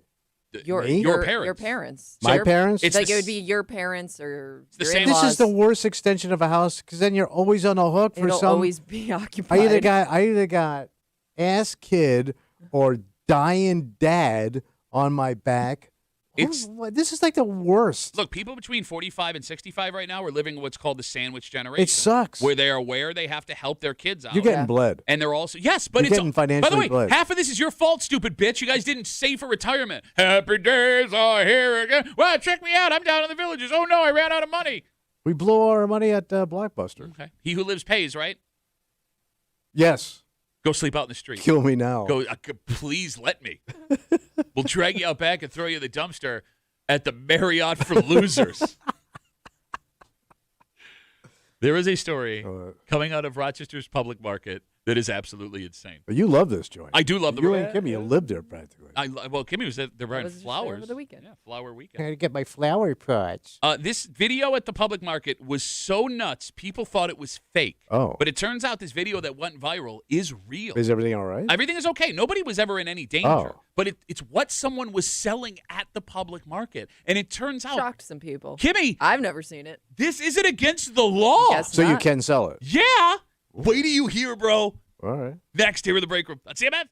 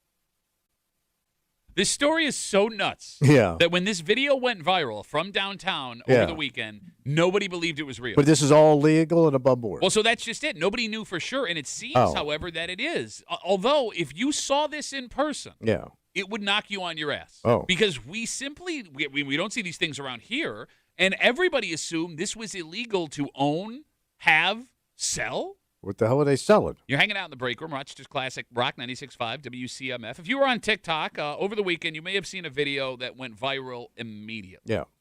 It is a video from the fish market at the Rochester Public Market. Oh, okay. And in this video shows one of the vendors selling a full hammerhead shark on ice. The whole goddamn shark? The entire hammerhead shark. The hammerhead to the tail. You got it. All the way there is sitting on ice at a booth in the fish market at the Rochester Public Market. With all the fish around it. You got other fish to be sold. So he's thinking somebody's going to buy this, strap it to the hood of their car, and take it home like a surfboard? It's not that big. So I would guess it's probably like 4 feet long. Yeah, it's a smaller shark. It's still still a big. hammer. Yeah. 3 to 4 feet. All right. Yeah. All right, so Berkeley Breen saw this video over on 10 NBC, and he decided to investigate what the hell was going on because there were a lot of people upset that this person was selling a hammerhead shark. I mean, it looks alarming. It's not something you see all the time. No. You would think, like, there's You don't no have way. people over for dinner for hammerhead. So 10 NBC found the man who sold the shark, and they went and they interviewed him. By the way, when this got so much attention that the state DEC came into Rochester to investigate what the hell was going on. I mean, you can legally eat shark. I know that because people fish for them in Florida, and they sell shark meat. So there are certain types of shark you are allowed to eat and you are allowed to sell. Berkeley went and found this man. The man says that he runs a seafood business out of the public market, and he bought the shark from Boston. And it's a Boston shark? After the DEC investigation, they determined that everything this man was doing was legal and above board. So he's licensed to sell. It came from like a legitimate source. Yeah, so it's what's called a scalloped hammerhead shark. They are not endangered. As long as the fishermen have the right permits, they're allowed to catch and sell these things. And not only was this man legally allowed to sell the shark, somebody bought it. Oh. Somebody bought it the day that the video Shark was steak. made on TikTok. By the way, the poor guy, I feel bad for him. Yeah. He's like getting all his free ad. No, he says he doesn't like the attention and that because of everything that's happened, he's never going to try and sell shark at the public market because again. people are pissed out that you're eating shark? He just says... he probably got... and he was being investigated and stuff. So, yeah, I'm sure like that's not something you expected to happen. All right, did either of you know shark was available at the public market? No. I know I've had it in Florida, but I didn't think, no. No, I didn't think maybe people would eat it. Yeah, you don't even see like certain types of fish here, right? I mean, I would think like a shark definitely not on that list. Especially you don't see it on shark. You don't see it on any local menus, really, do you? I've never seen shark. Yeah. Here. But then again, I don't eat at the kind of places that would sell shark. Yeah. All right, the phone number is 252-WCMF, 252-9263. What are you using this shark for? Well, how do you eat it? Yeah. They're steaks. So that's it? Yeah. So they cut them on a saw, and usually it's skin on, and so there'd be almost like a big steak, and that's how you grill it. But why would you buy the whole thing? I'd never seen it that way. Okay. But you would have to gut it, clean it, do the whole thing yourself. You'd have to have like the knives and everything to do all that. And that's what's strange to me. That skin is like leather. All right, can I ask a serious question? Yeah. What cultures are known for eating shark? Probably a lot of Asian cultures. Are you just guessing? Or are you... No, I mean, they eat a lot of fish. Look at me. Yeah. You said probably. Mm-hmm. Are you guessing, or do you have something to back that up? I'm going to say Asian, and I'm also going to say... No, you're doing it again. No. Stop. I'm going to say is not, I have a fact that backs this up. Well, think of places where they fish. Like, okay, so you're... You mean like America, like Boston, where they found the shark? No, but like poor people fish. So I'm going to say like in poorer countries, they eat everything they can pull out of the ocean. You have started with probably, I'm going to say, I would think. I'm going to say Asia. No, stop doing that. Africa and the Caribbean probably consume just about all types of seafood because they're poor and that's what they have. If you live on the ocean, there are sharks. Yes. So that means any country that lives on the ocean, in theory, could be catching and eating Okay, sharks. but do they eat them? Do they That's what I'm asking. Them? You're just going Asian because you go, Asian I'm going to say, like I bet you Jamaica they eat shark. Okay, so that's another one. Again, I bet you. I bet you your father-in-law has eaten jerk shark. The color of your outfit, you look like a jerk shark this morning.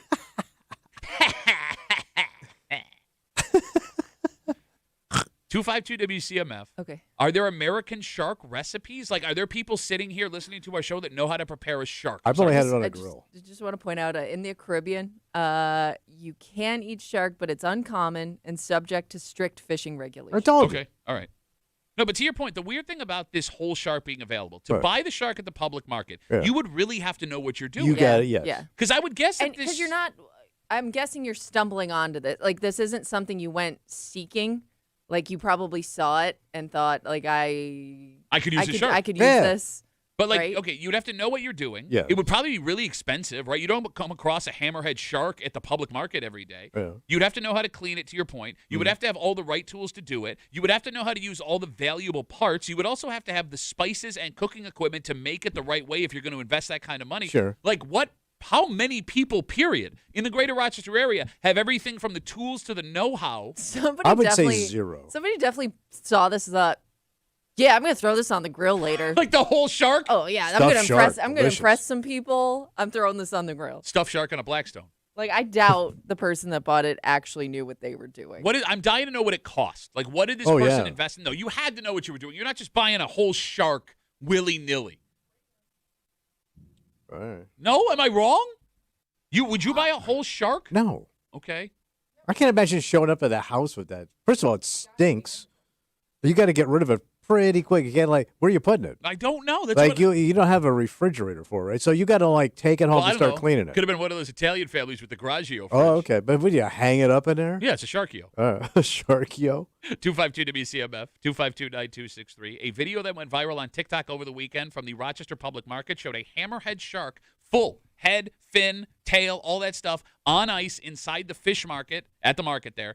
It went viral. People thought it was fake. Berkeley Breen from 10NBC goes and investigated it. It was not. Then people freaked out because they thought this guy had broken some kind of law. Turns out he did not. The DEC came down, investigated. He got the shark from a fisherman in Boston. Those fishermen had all of the right permits. He is legally allowed to sell the shark, although he said he's not going to do it anymore because it's been a giant headache for him. Let's talk to Guy. Hey, Guy, you're on CMF. Hey, E. listen, I was buying shark at Publix back in the 90s. So you're from That's a grocery store in You're from itself. down south then?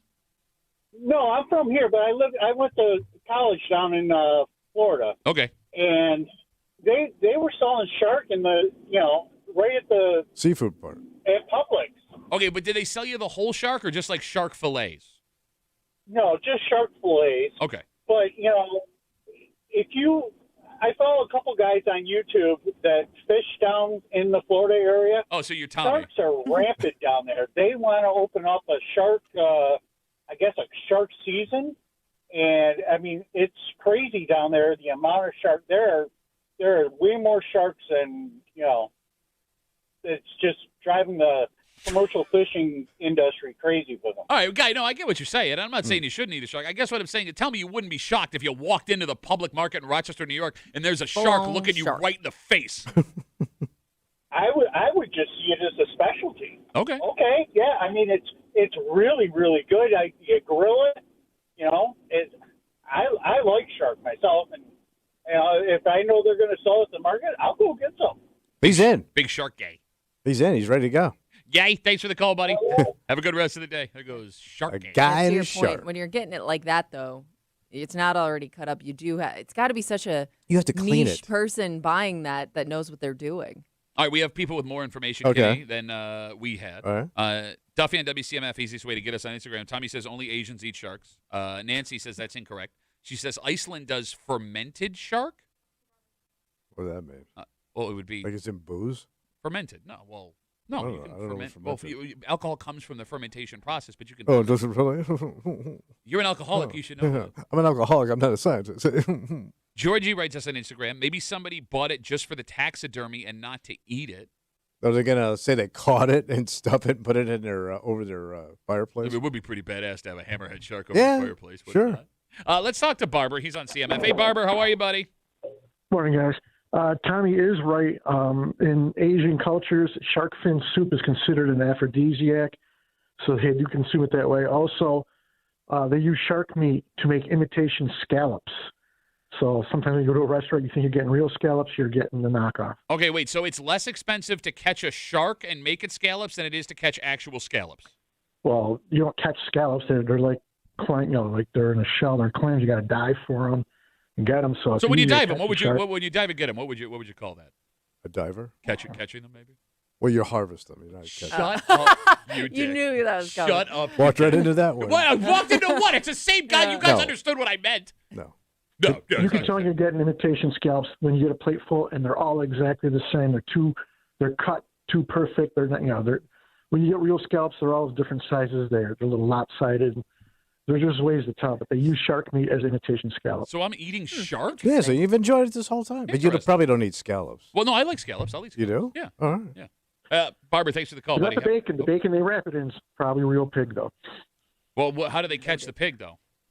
They had to harvest There's special divers for those at farms. pig divers. Barbara, great call, buddy. Thanks for the call. Oh, you don't catch scallops. You harvest them. You asked me a question. No, I didn't actually. I asked Barbara a question, and you're like, "It's called harvest." I understand that this guy is no longer going to carry the hammerhead shark, Yeah. and I understand why he doesn't Yeah, want to. yeah. I Not am worth the attention. I am curious, Kimmy, if other people seeing how popular the story has Oh, become. now, yeah. You might see some, I don't know, at the public market somewhere where they're. I would actually. Do you think like a grocery chain would start carrying it if they knew it was No, going to be Publix popular? does. Down in Florida. Well, She means here, around here. Oh, here. Yeah, maybe. 'Cause, I mean, look- Wegmans and Tops both have seafood markets. Right. And here's the thing: we're going through an ethnic food like kaboom in the greater Rochester Yeah. area. These Asian markets are opening up all over the place. There's a Nepalese grocery store around the corner from my Look at house. that. Wegmans and Tops. I mean, there are more ethnic food products now there than there's ever They got been. to jump on these shark craze. No, but in all seriousness, if there's a market for it, they'll carry it. Yeah. I mean, I'm kind of surprised that the Pittsford Wegmans doesn't carry shark know. fillet. They carry Even if- every douchey yeah. fish. Even if it's not on display, like it seems like something you could still ask for. Andrew writes us on Instagram, Duffy on WCMF. He says, lots of folks around here have everything you need to butcher, package, freeze a deer. If you can do a deer, you could do a big fish. Okay. Is that true? I don't know. Would you trust, like, let's say you're Oh, you going knew to about harvesting a second ago. let's say you're going to a buddy's house who you know has never done this before, Yeah. but maybe he has done some meat like that in the Yeah. past. Like, would you trust his judgment and like this is what it's supposed to look and taste like? Depends on the guy. Because like I don't know, like it might ruin it for me if I have it for the first time and it's not cooked the right way. You said it depends on the guy? yeah. Yeah. If his wife is eating it, then it's okay. Oh. Wow. Because if it stinks, she wants it out of the house, and you're not stinking up the grill with that crap. So throw it out. So always look to the wife, see what she's doing. Kimmy, because I have no expectations, Yeah. I'll try it. Okay. Like if I've had it before, I don't want to have it from a guy who I may not think he knows what he's doing. But if I've never had it before, yeah, I'll give it a shot. Okay. And And if I- he's from an area of the world where this is common, you You definitely mean like jump on any it. area of the world, as we've learned? No, but let's say you Literally got, anywhere that has the ocean. you go over to Florida? Teddy's house. You go over to Teddy's house. What? Okay. Why Teddy? It's not just Asian guys. No, but I'm saying, let's say Asian No, you guy. keep just saying you keep saying Asian. All right, let's say South African guy Okay. and Jamaican guy. Or American or European. Depends where are you going in Europe? Iceland? It ain't Europe. Yeah, it is. Iceland ain't Europe. Iceland's Iceland. Not even on Europe. It's way the hell over there. Remember Trump was going to buy it? That's Greenland. Where's Iceland? Iceland's right next door. That ain't Europe. Kimmy? Yes, Iceland is a part of Europe. You How can it dumb- be a part of Europe when it's like a thousand It's miles a away? Nordic They got Nordic country. Europe. or Yes, island. it's They call it a called- Nordic island nation. You're the dumbest person. I'm not smart. And you're so much dumber than me. And it bothers me. All right, so you're Nordic, North European shark. Yeah, I'd eat it. Right now, you can head on over to WCMF.com. Yeah, and what am I going to do? enter for your chance to win a $50,000 home makeover wish list. Damn. Yeah, that's right. You can put in a whole shark section. Oh, nice. Submit your dream home makeover wish list, and if it matches our secret contractor's list in the exact order, you can win $50,000 towards your next home project. Enter now at WCMF.com. All right, everybody on hold. We got to move on. I appreciate the calls. Big night tonight. What's that? NBA Finals kicks off. Oh, yeah. Look, I mean, if you're a casual basketball fan, if you've been in and out, if it's something that you've been interested in the past, this is one you're going to want to check out because there is the next budding superstar about to either make a statement or fall on his face. But it's the other team that we have to talk about here because for the first time in 27 years. Wow. The Knicks are in the NBA Finals. Mm. And by definition of a lot of people, that should be our basketball team. In Yeah. fact, there are a ton of Rochester connections to the New York Knicks franchise. Okay. So do Knicks fans want bandwagoners right now? Oh, okay. We'll get into it next here in the break room. I'd say that.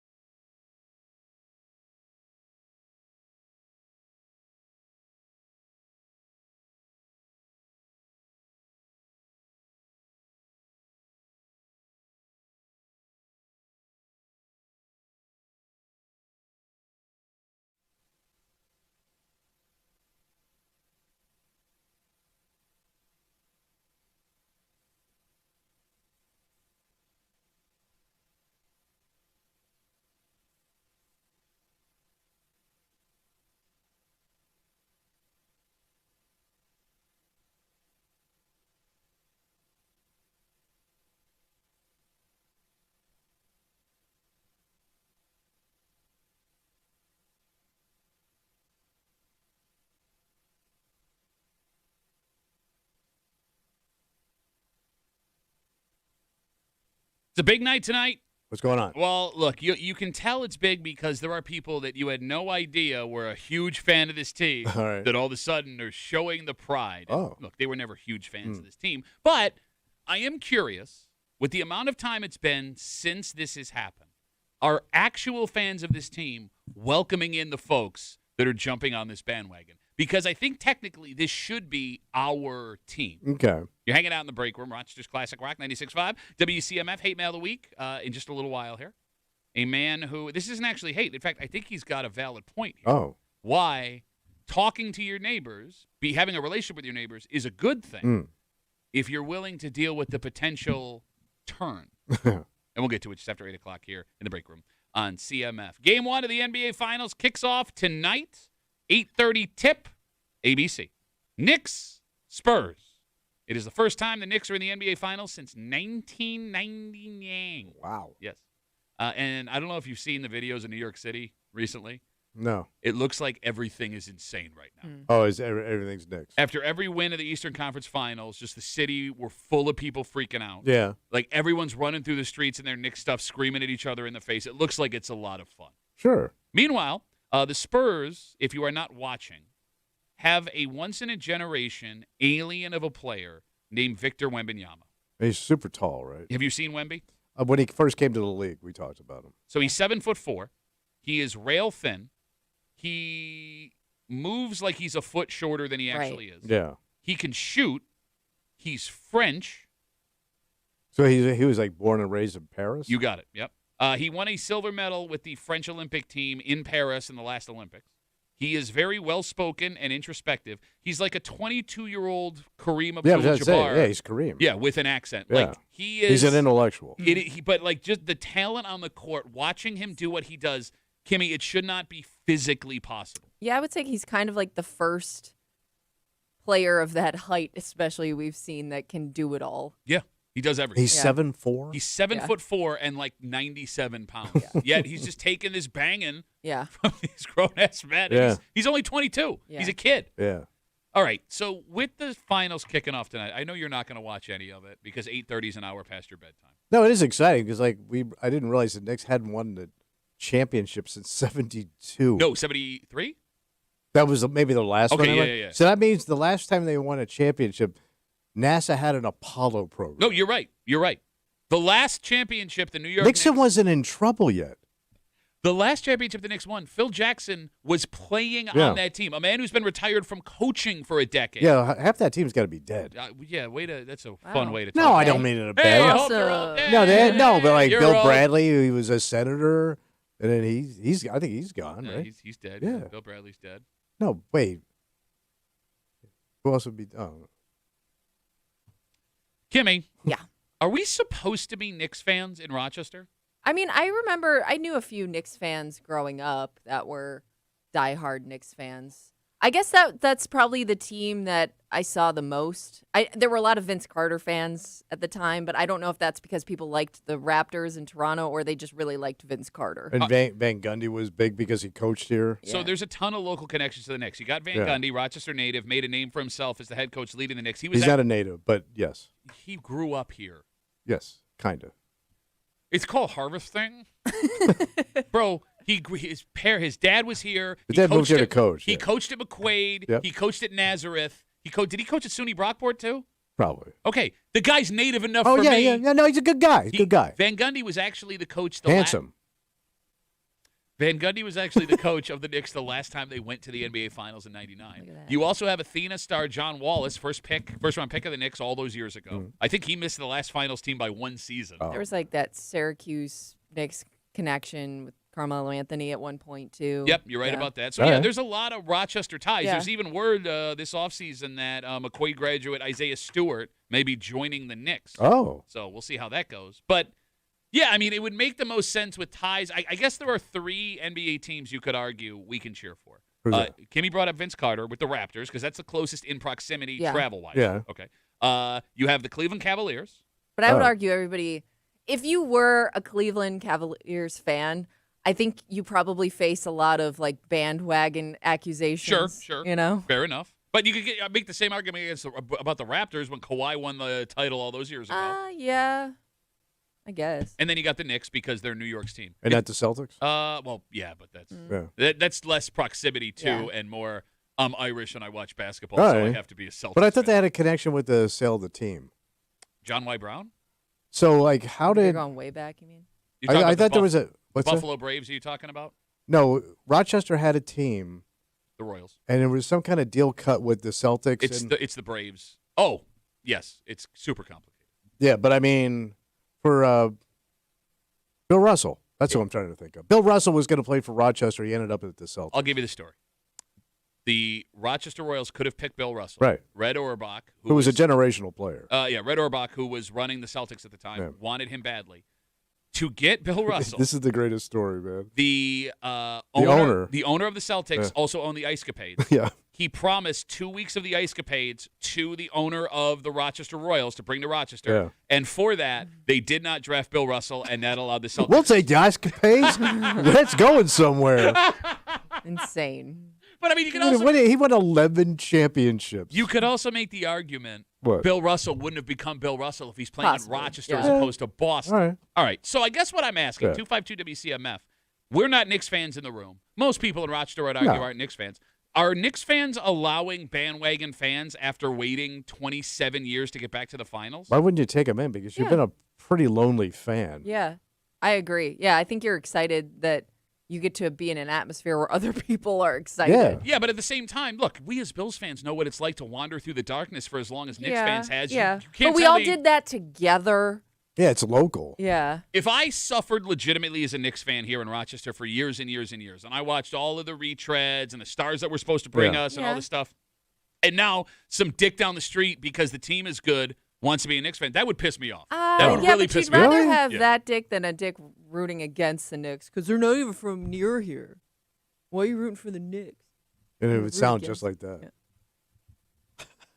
That is a pretty good impression of someone who's a Knicks Yeah. fan. Suck. Dan writes us on Instagram, Duffy at WCMF, with the Knicks. Got me saying Celtics now. Knicks Spurs Game 1 NBA Finals tonight. Says my best friend is what I would call a loose Knicks fan, not a super fan, but this was his team because they were a New York team. It's been a decade or more since he's even mentioned the Knicks or worn any Knicks gear, watched a game. 3/4 of the way through this NBA season, he started wearing a Knicks hat and a hoodie every day, telling me how excited he is for his Knicks. Yeah, but I get like you're not going to bug people with your Knicks talk when they're not good. Yeah, You're what are a you fan. saying? I mean, you could make that argument for a lot of Sabres fans recently. Like, it's not that they weren't rooting for the team, but there just wasn't much to root for years. But I would argue there's a difference between being a bandwagon fan in the city where it's happening Yeah. and a bandwagon fan nationally. Okay, but because we don't have a team here, I give that person a pass. Okay. So you're saying There isn't a technically a local team. So you're saying as a non-Knicks fan, it's okay to be a Knicks bandwagon fan?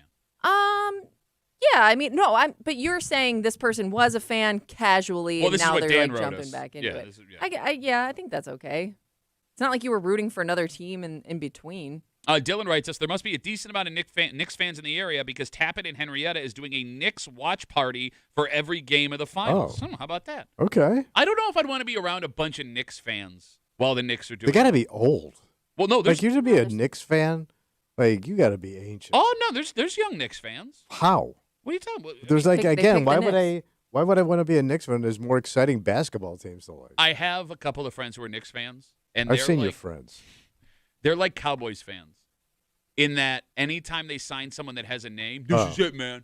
Melo's going to bring us the promised man. Amari Stoudemire is going to bring us the promised land. Larry Johnson is the piece that we needed to get it done. Jeremy Lin, bro. Wow. Jeremy Lin. Sounds Forgot like about Jeremy Lin. almost sounds like Kimmy's guy. That's why I said it's exactly Yeah. like a Knicks fan. So, are we rooting for San Antonio? I or- mean, I would think I would root for New York. It'd Yeah. be exciting to see them win it. Okay. I mean, you haven't won it since '73. I just find it funny. And San Antonio's won a bunch of championships. They have, but this is a whole new San Antonio Yeah, team. it's not that same like group of guys that did it year after year. And they're all babies. Like, that's the scariest part about this is San Antonio, if this team stays together, is going to be good for a long, long time. And nobody's been to San Antonio, so who cares? I find it funny. I'm cheering for the Knicks. You can't name a single New York Knick. Not one. I just Currently. Ben Gundy Jr. Ban Gundy Ban Jr. Gundy? Ban Ban Gundy, Gundy Jr. Jr. Ban Is Ban his Gundy. first name Ban Gundy? Or is that just one name? No, I don't know Ben because I don't know. I don't know because I I don't don't know. know. I don't know. The point guard who is a star His dad also played in the NBA. Who's his dad? Rick Brunson. Oh, okay. Nice kid. I don't know. Okay, all right. I'm cheering for this team. Who you cheering for? I don't know. See, this is why nobody likes to hang out with you. What is Because it? as soon as you say, I'd like to watch, we got 20 questions. Go. No, I just. No, I'm going to grill you first. No. I don't Name know if 3 you- songs. You're going to really like them. Give me. You're I like have a. you're like the DMV of dicks. What are you talking about? You're a Wait, I'm a British soccer commentator all of a sudden? Let's take a break. It's Wednesday. It's 8 o'clock. You know what that means? Yeah, I hate you is what I hate. This is the first time in a long time we got a letter that isn't actually hate. Oh. In fact, this letter that was written in reaction to a discussion we had 2 weeks ago makes a really good point here. Oh, all right. In fact, I'm disappointed we didn't come up with this because I think he's right. Oh. You want to be close with your neighbors. And Yeah. the point this man makes about why this neighborhood thing that used to be standard doesn't happen anymore, it's a good point. The problem is, if the world went back to what this man wants, there's a consequence. Oh. And we'll get into it next here in the break room. Let's see you back.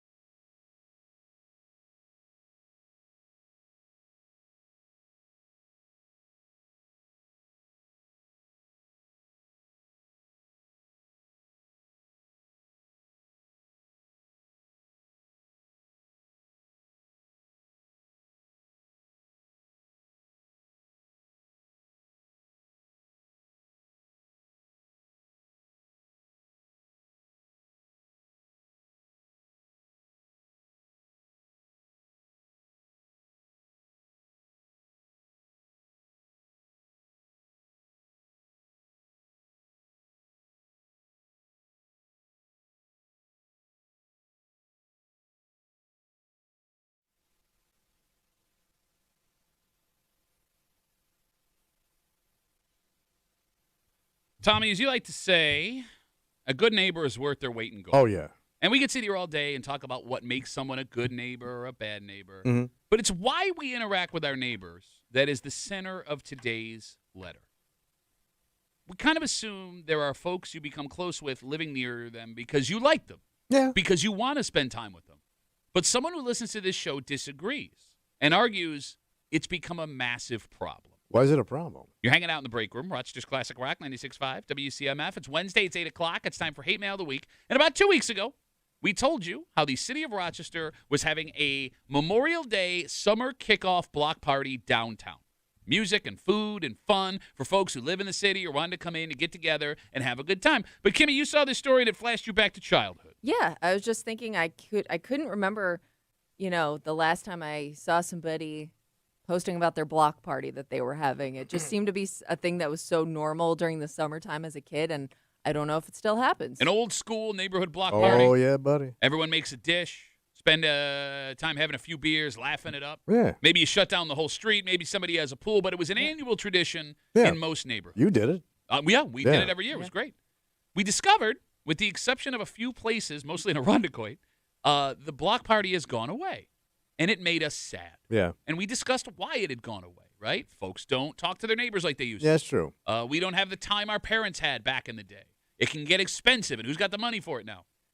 But one theory as to why the block party disappeared showed up after our discussion was over. A theory that this man thinks is a terrible way to live. Oh, really? And I would bet most people follow when it comes to the people living around them. Actual letters sent through the mail, normally telling us we suck and we should be fired, but it's today, more of an observation. and it's a good observation. Yeah. All right. The role of this, what we assume is older gentleman, will be played today by our own Kimmy. Sit back and enjoy today's not so hateful Hate Mail of the Week. I, too, miss the neighborhood block parties. When I lived in Greece, we would do one every year. It was a great time hanging out with real friends who lived where you lived.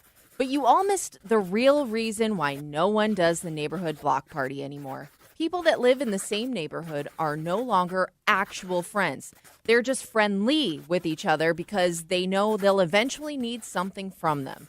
They'll need to borrow a tool. They'll need them to sign for a package. They'll need them to keep an eye on their kids for a second while they run out of the house. It's been my experience recently that all of the people I live around are nice, not because they want to spend time together. It's an entirely transactional relationship. It's the end of the suburbs as we know it, and it's making people more isolated. If you ask me, it's very important that we all become actual friends with our neighbors again. Sincerely, Anthony. Is Anthony right? Yeah, I think so. I mean, we are pretty isolated. It's quite the astute observation. Not the fact that we're isolated, but like what he's describing, being nice to people just in case you need them. You're just being friendly. Oh, yeah, just being friendly. But it's not just being friendly to be friendly. It's being friendly because you know down the road Okay. I may need you to do Sure. something for me. Yeah. It's like he's living in my neighborhood while he's writing this letter. Yeah. That's a pretty yeah. good point. I can admit that I do what he's describing. Because you benefit from keeping the peace or being friendly more Exactly. than you would just not interacting at all. Yes, like I don't want to spend time with the people I live around. Not that they're not nice people. I'm not even going to take the time But to you invest never myself. know. Okay, Yeah. I will never know because I'm Yeah. not going to make the effort. But I do keep those doors open because I am aware that having a neighbor that I get along with benefits me. Can you admit you do this also? Well, I live in a weird house because my wife has lived there so long, Okay. and she had the little ones, right? That she always interacted with the neighbors. Gotcha. So, like, when new people come in, the first thing my wife does, I'm going to make cupcakes and bring them over. I'm going to go introduce myself, which is completely foreign to me because I would never do that at all. Like, I just wave. Yeah, I guess if I needed something, but I don't want to get to know them. But that's just it. It's transactional. If I Right. need, I will be nice I to am you. that person. My Right. wife is not. Are you that person, Kim? What do you think, Queen Cold? Kimmy, are you feeling sick? Your voice sounds weird. I know, it is weird. It's really strange.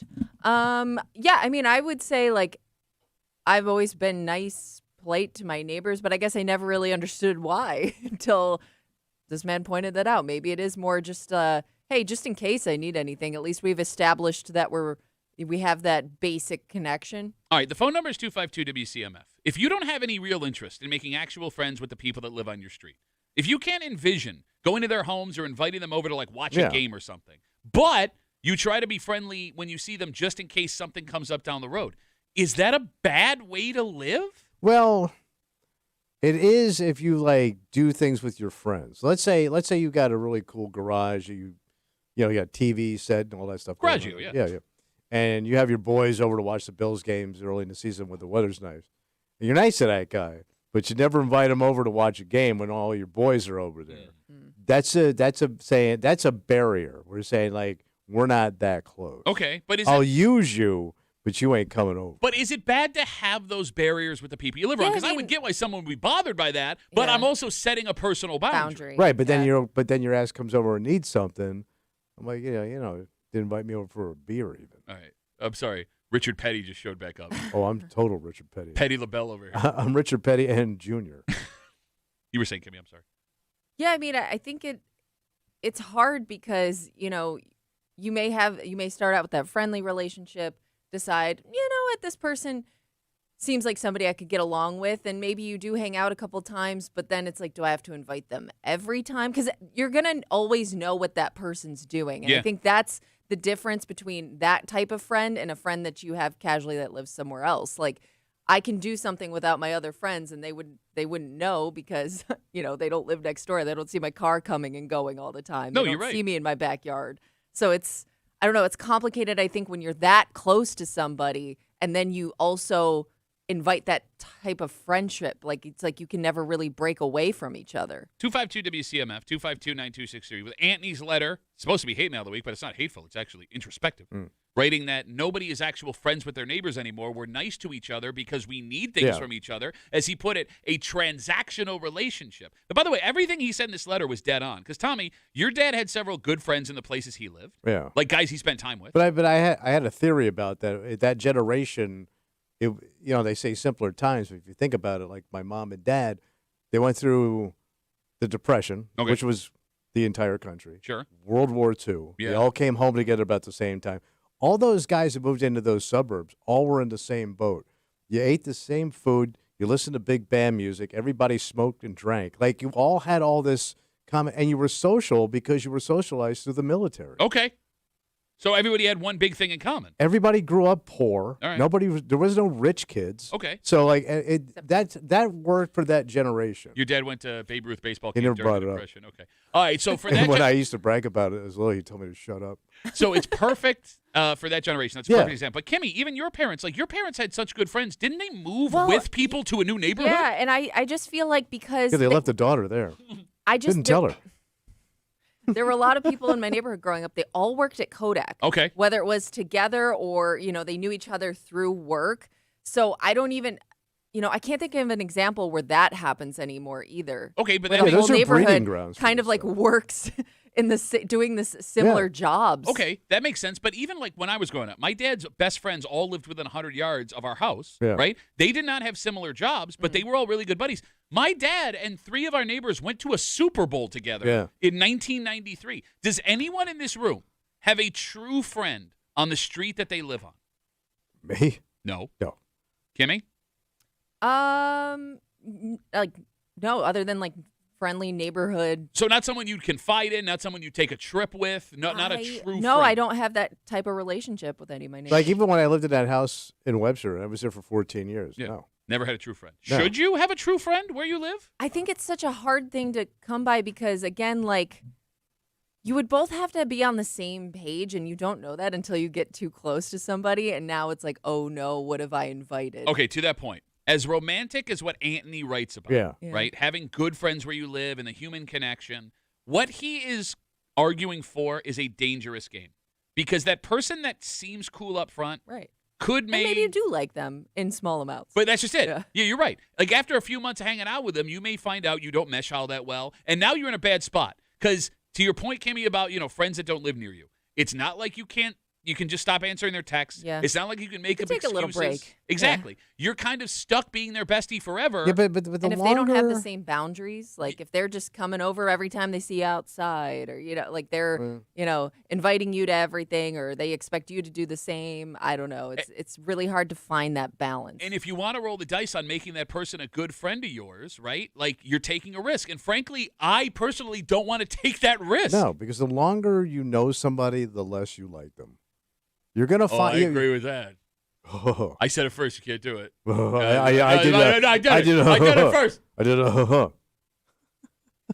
And again, that could happen with friends too, but I don't have to look out my window and True. see my friend every day. Yeah, you're joined at the hip Yeah. almost. Caleb writes us on Instagram, Duffy and WCMF.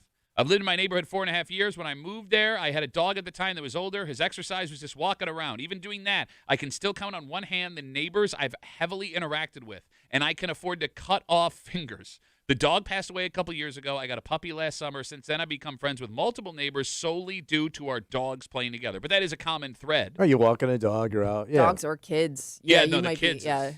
But that can get rough, too. Like, your kid becomes friends with someone else in the Yeah. neighborhood, and all of a sudden, like, this person sucks. Yes. Yeah. But I'm stuck. Yeah. You know what I mean?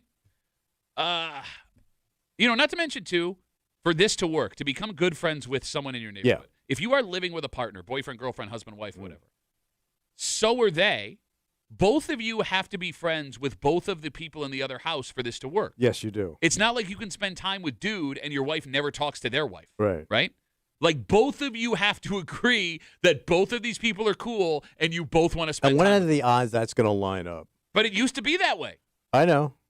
It's weird. Like, when my mother was friends with all the other women in the neighborhood. They did. Yeah. Maybe they just had lower thresholds for who they liked. Well, they had less options. Is that what it is? Yeah, I have to like you because this is my life. This is my Like my social mother, interaction. where was she Yeah. going?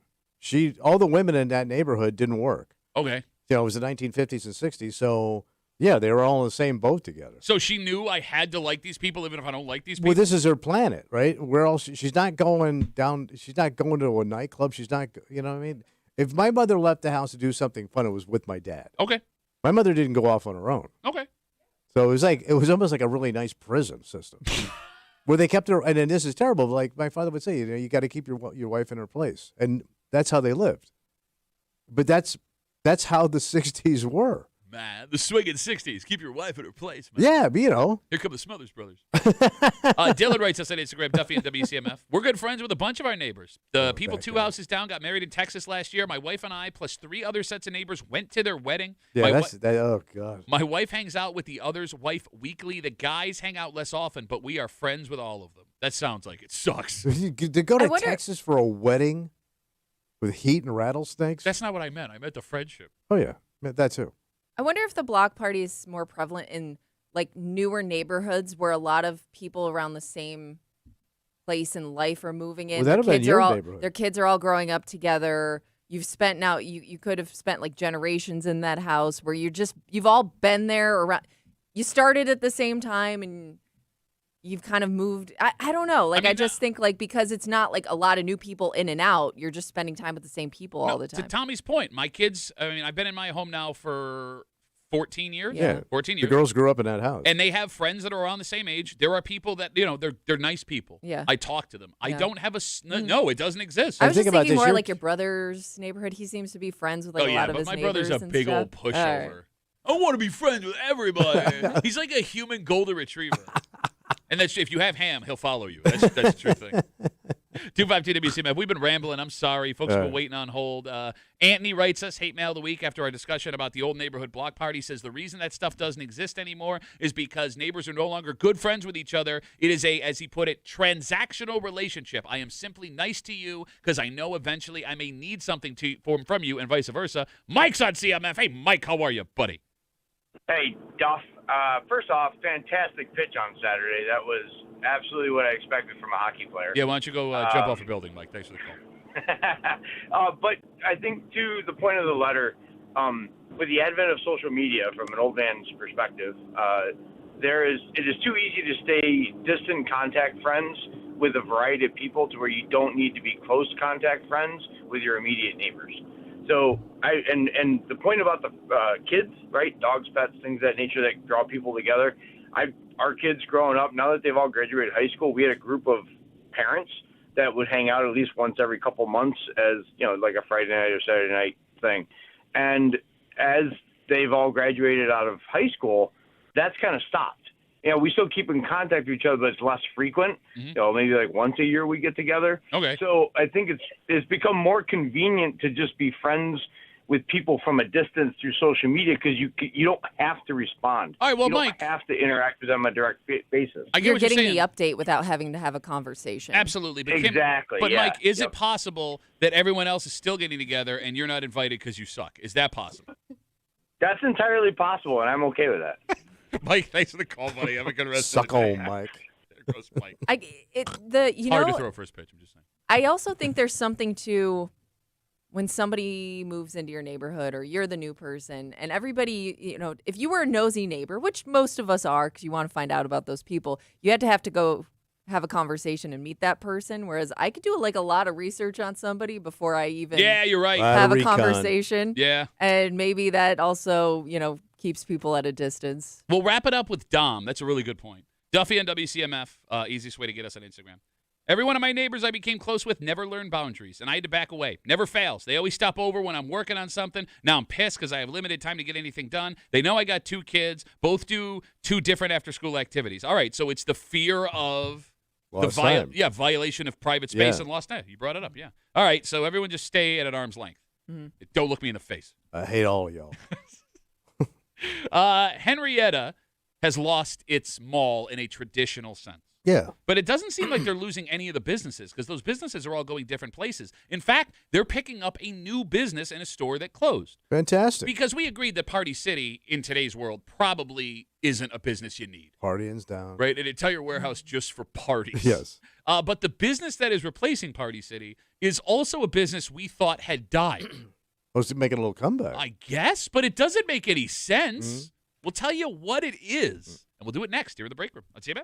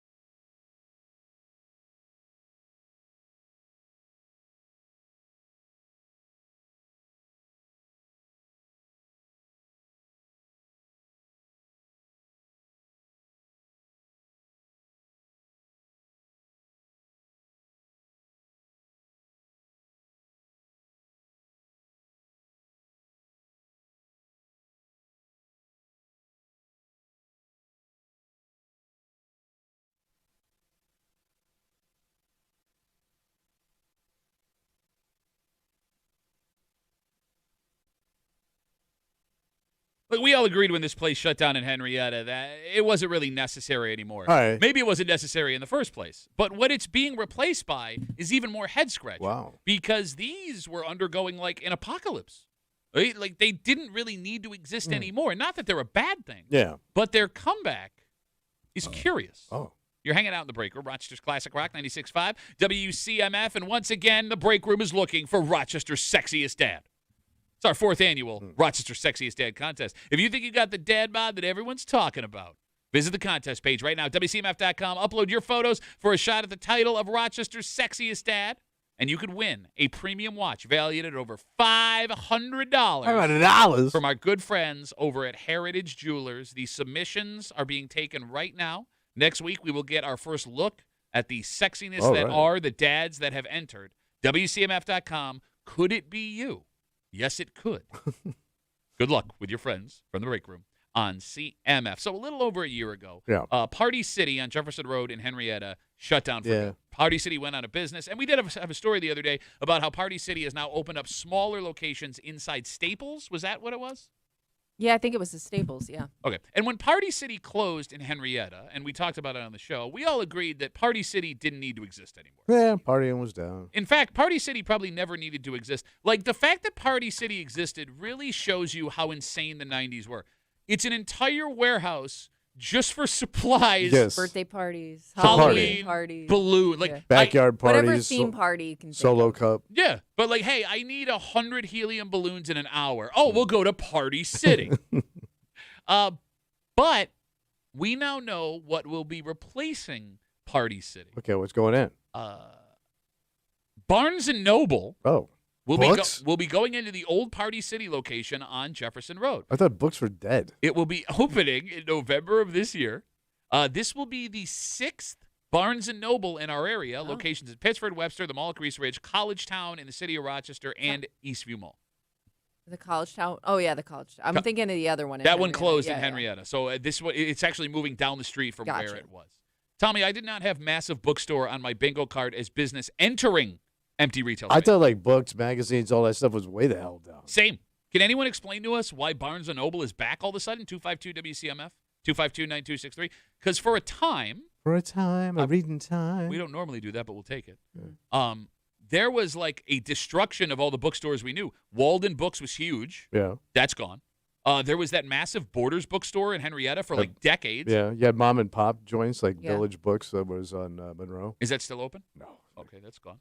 And like even stores that weren't bookstores had massive book sections. Media Play had a huge book section. Magazines, they all had it. They always had that section of every conceivable hobby. Yes. In a magazine form. And past the magazines, even Wegmans for a time had a pretty decent book section. It looked like a little library. Yeah. And they started to disappear in the early 2000s, and we all kind of understood why, right? Yeah. Technology was changing. Yeah. But Barnes & Noble is back? So kids are reading hardcover books? Is it kids? Is it adults? Who's reading the books? I do find, and I don't know if it's just because I'm in this world, but women my age are getting back into reading. Okay. Like, maybe they put it off for a little while, but like they're like full on. There are a couple of like really popular authors and series right now that they've turned into like Netflix shows and movies. And I wonder if it's because there's this boom in women that are interested in a certain type of genre. Men are so goddamn boring. We've driven them back to reading. Not tonight, honey. I'm trying to finish this chapter. Oh, no, it's actually even worse than you think. What? All of these books that Kimmy's describing, smut. Oh, lady smut. No, it's not. Oh, lady smut. Kimmy, a lot of smut books out there. I think you're wrong on that. Okay, that's like a dated reference now. Okay. Okay, we're talking about books. So. Kimmy, Gay Hockey Player Show. That was a book, right? First. Oh, I don't know if it was a book first. Can we Google if Heated Rivalry was a book first? I think so. Okay, it might have been. But so the lady romance. Yeah, all you ladies reading about two dudes making out in the shower after a hockey game. But is it like those old romance novels my mother used to read? Dirty romance novels. They always were semi-dirty. Now they're probably like dirty. Oh yeah, bro. There's like full description of where the batch is going. Yes, it was a book. Finger blast beach. Yeah, don't get sand in there. But we got a pearl. Ouch. You were saying? I know multiple people in By the way, clubs. I think we got a pearl is the nicest thing I could have said. Oh, I was sorry. It's got to be tight. You guys suck. You were saying, Kimmy, I'm sorry? You were saying about sands inside vaginas? And pearls? I said it to multiple people right now in book clubs. Okay. Meet once a week. Oh, Renee writes us on Instagram, Duffy at WCMF. She says, I know I've recently got back into reading, and I absolutely love going to the bookstore. Renee, are you reading smut? And if you're not reading smut, what are you reading? All Renees read smut. So I think there's also something to the crime Okay. podcasts Okay. and documentaries. Like those are also very popular books right now, like murder mystery books or books based on real life events. Which I will never understand that you women love so very much. Because, like, all it's doing is just changing your brain to be like, everyone's going to murder me. Yeah, but, you know. Yeah, because in every one of those Gotta be novels, aware. the chick's getting killed. You got and it. then we got to Or find out who dude, did it. yeah. Why is there pearls all over this room? Brandy writes us, she looks like a woman who reads Oh, books. my She's got the God, big yes. old book glasses Yeah. on. She writes us, Duffy at WCMF, easiest way. She says, books are back. It's a way to escape from the horrors of reality. It's not all about smut, but it's kind of about snut, Brandy. Yeah. Nut. Sorry, Is smut. Nut the Smut. same thing as smut. Well, no, it's a combination of smut and then what you're doing while you're reading. Nut is and my smut. smut. Okay. I mean, Brandy, admit it. You're reading some smut. Because Renee just admitted, yes, some of it is smut, but I also like reading Stephen King books, and I love reading some of the older high school books like Fahrenheit 51 and Catcher in the Rye. Like, does it like classics? Yeah, you Oh. read. Well, I was going to say you read that in high school, but you didn't. I watched the movie. 252 WCMF. Barnes & Noble is replacing the now shut down Party City on Jefferson Road in Henrietta. And it's weird because, you know, bookstores were kind of going away. Yeah. All of a sudden, Barnes & Noble is making this massive comeback. This will be the 6th, again, Barnes & Noble opening in our area. I also wonder if, because, like, ebooks were a thing for a while, like on your Kindle. Yeah. And I think people realize, like, they actually enjoy having the book instead of, you know, reading it on a screen. Like, I think we're kind of going back to, like, you know, flipping through pages as opposed to, like, because everything else in your life is on a screen. Okay, but I can't. All right, tell me if I'm sounding like an idiot. Yeah. There's no way Barnes & Noble is surviving selling just books. Is there other stuff that Barnes & Noble has now started to sell that they're realizing is Well, they making used to them sell money? music, but And that kind of went games away. and don't they have, like, board games and stuff? Okay. Because, like, my kids love going to the Barnes & Noble in Pittsburgh, but it's, Yeah. you know, they're in school, so they Yeah. like to read, right? The clearance section is almost as big as, like, the first floor of Oh. Barnes & Noble. And that kind of, like, indicated to me when I would go in there, like, maybe things aren't good right now, but they But- keep opening right. locations. Like, if there's an entire, like, every section has its own clearance, right? Like, every genre has its own clearance. I thought, like, oh, maybe these books aren't selling. But they always had like that travel section where you could get like if you're going away somewhere. But you don't. All that's on your phone. No, Why would you need that? I agree with you. Yeah. But I mean, you know, we also have unique jobs where like we have to read to do our Kimmy and I have to read to do our jobs. I'm sorry, what did you read about that you contributed to the show? I've read stuff Like what? that the Knicks were doing pretty good. Oh yeah, because you told me about that one Knicks player you love. Yeah. Who's that? Larry Petrosky. The Polish Pounder, they call him. No, he's actually a main character in one of Brandy's books because she does write us back, Duffy at WCMF. Of course there is some smut. Duh. Duh. Ryan writes us, my girlfriend's 20. All she reads is smut.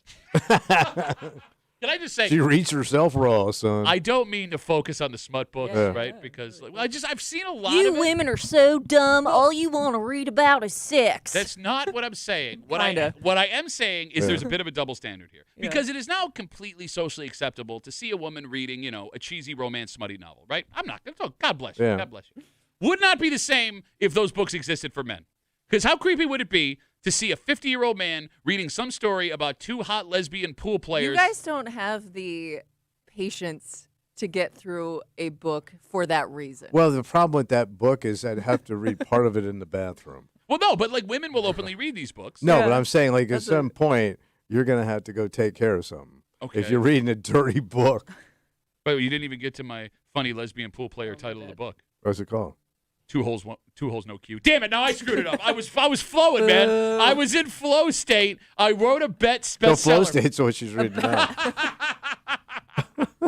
Do you guys assume everyone that reads books is smart? I can't Yes. even say it without sounding like an idiot. If you're reading in public like that, I assume you're smart. But yes. not all books are smart books. No, but if you're reading, I probably won't even notice what the book is. Okay, all right.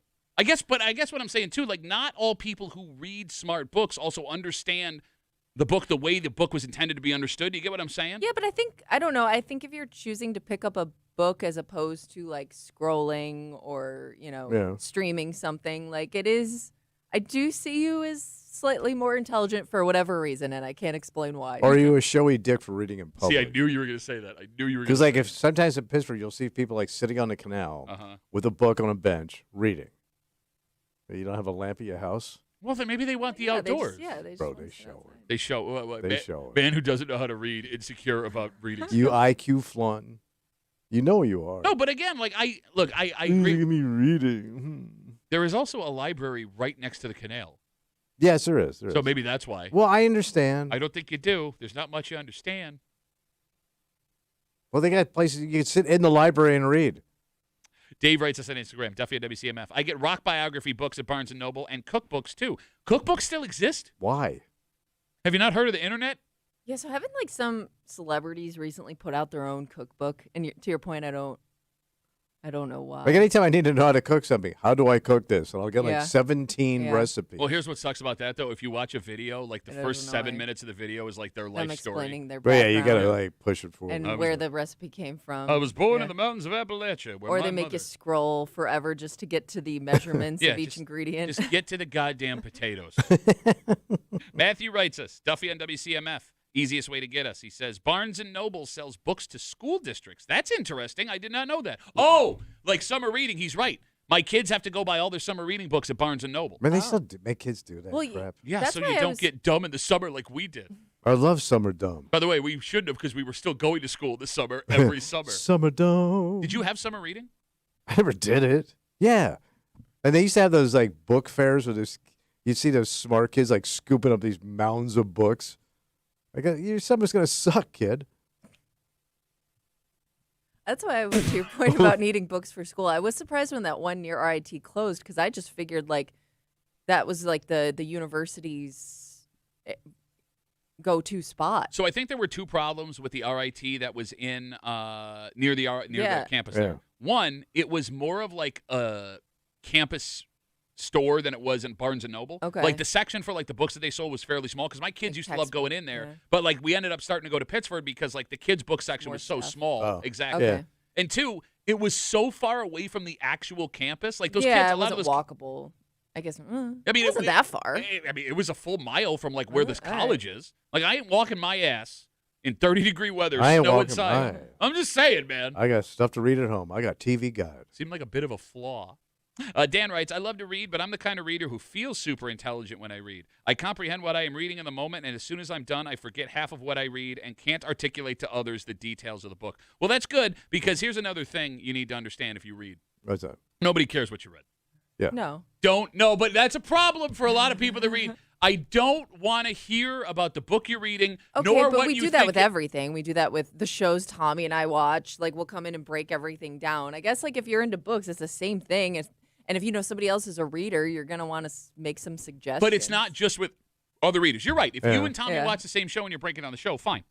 If you're reading the same book as somebody else, like you're in a book That's a club, book club. that's what it exists for. I have had multiple people try to explain to me books they have read in the last 6 months. So you've talked to my brother. The book's called The Bad Pope, and it happened in the 1600s. Who cares? Get to the end where they burn him at a stake. Burn them at a stake. I didn't do my summer reading. I would go. Good to have when I burn them at a stake. Just get to the part where they kill the guy. Like I like you. I'm also jealous because like my attention span is shot. And Yeah. if you haven't read in a while and you sit down and you really Ugh. try to, like, focus because you're like, I think this could be relaxing. I'm going to try this. My mind wanders. I will have to read an entire page again because I'm like, I was thinking about 3 different things while reading this paragraph. Look, I told you when we were taking a family trip a couple of years ago. Yeah. I'd be like, I'll buy a book and I'll read the book on the plane. And I got a book from one of my favorite authors, and I'm like, all right, here we go. And I sat on the plane and I made it 2 pages, and it was work, Yeah. and it was like agony. And that book sits exactly where I left it like 4 or 5 years ago, and Yeah. I haven't touched it. I can't read anymore. Because you got your phone. Some of these flights have TVs. Yes, my Yeah. brain is broken. Yeah. My brain is broken. Enjoy the future. You don't have to be thinking no more. yeah. Get to the point where they kill the guy. When they burn out at the stag. Let's take a break. A lot of people were sad when we lost this legendary actor. Oh. It was a little over a year ago. This man was not. And, they say don't speak ill of the dead, and I don't know if you and I really believe in that Yeah. theory. However, this guy spoke ill of the dead like pretty soon after. And out of nowhere. Yeah. Yeah. It's not like somebody Kimmy asked him a question. Oh, he just Not went like after top him? of mind. Yeah. Okay. We'll get into it next here in the break room. Let's see you, man.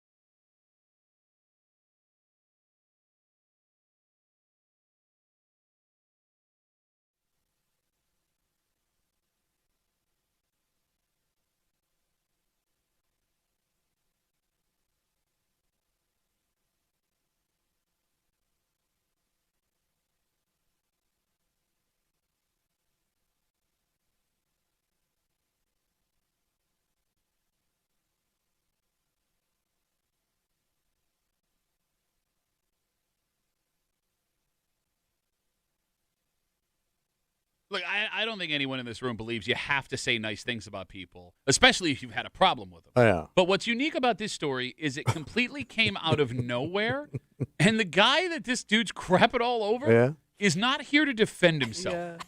You're hanging out in the break room, Rochester's Classic Rock, 96.5, WCMF. We'll jump right into it. Do you know who Adam Marcus is? Adam is Marcus? Adam Marcus. No.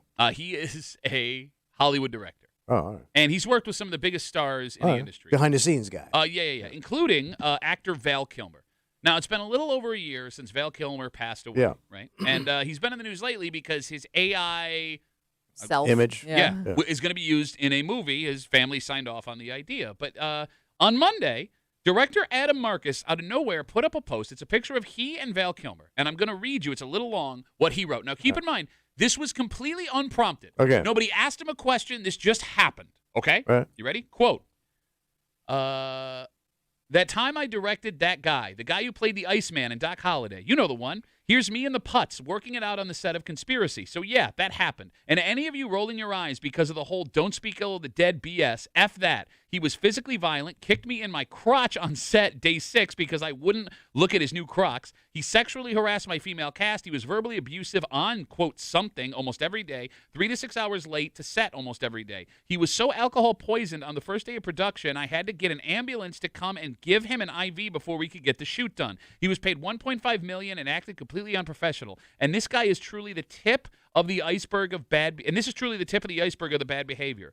If this guy was 1/10, if this guy did 1/10 of what he did on my set today, I would have been canceled. He would have been canceled on a blink. Worst human being I've ever known, and that is really saying something. Damn, he man. goes after Goes in on that. Val Kilmer hard without actually naming him. Yeah. And we don't know if he's said bad things in the past or if this is like the first time he's coming out and saying something bad about him, but it seems like it is. Yeah, it does. And again, like, he was not asked in an interview about Val Kilmer. He just put it out there on his own. He Not completely prompted. out of nowhere. Wanting, I guess, people to know. So it really pissed some people off. Yeah. And in an interview, he responded. This is the director again. Quote, I hate what happened to Val as far as the illness and the tragedy. This is awful. I do not wish that on anyone, no matter how much I dislike someone. Doesn't mean that I want them to be in pain or suffer in any way possible. However, his death should not be an excuse for his behavior, which included constantly being tardy to set.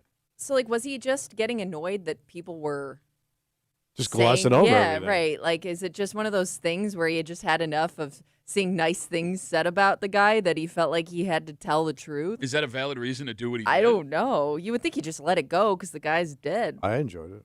Are you okay with what he did here? Oh, absolutely. Okay, no, I'm not asking if you're entertained. I'm asking if what he did is appropriate. I think it is because I don't think it matters. Okay. I'm not a big afterlife person. I don't believe in karma.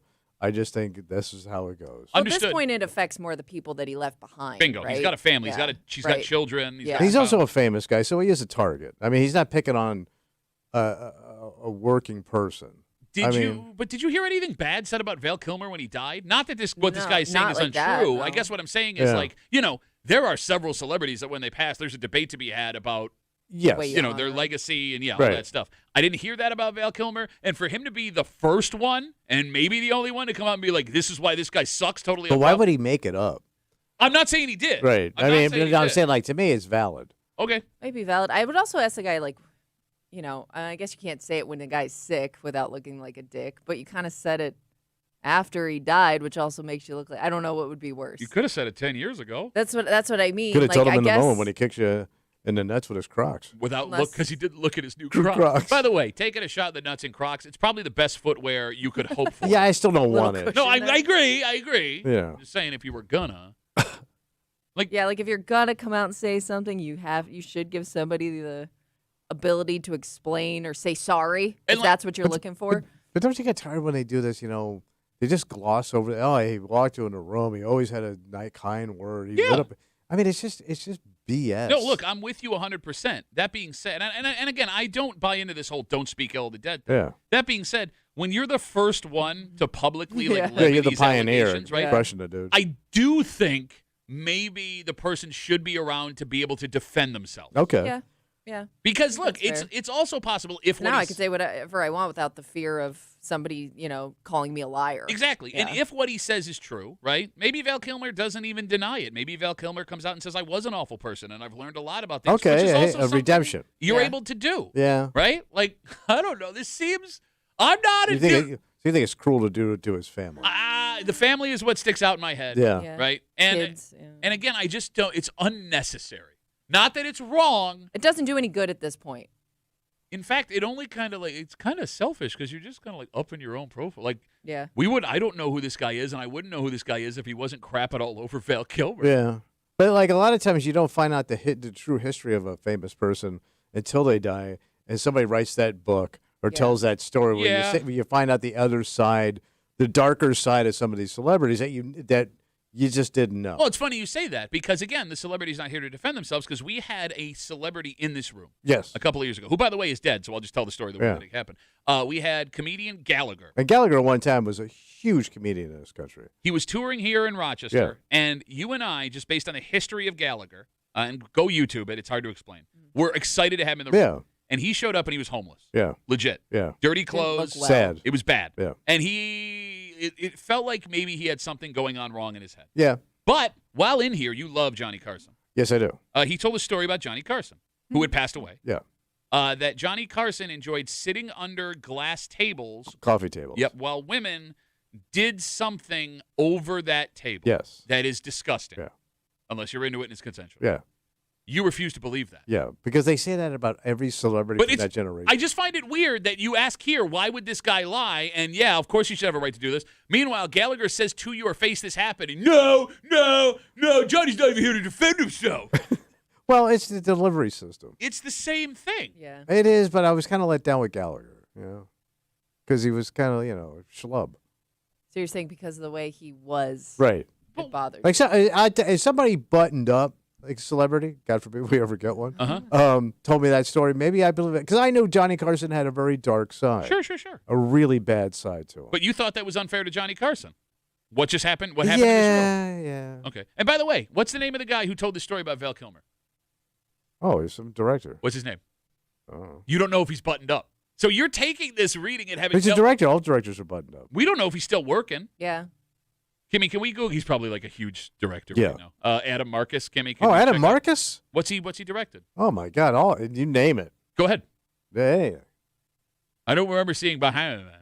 Hey, how? Hey, how's your phone? Gallagher's not buttoned up. I have no idea who this man is, but I'm going to take him at his word that Val Kilmer is a complete piece of crap.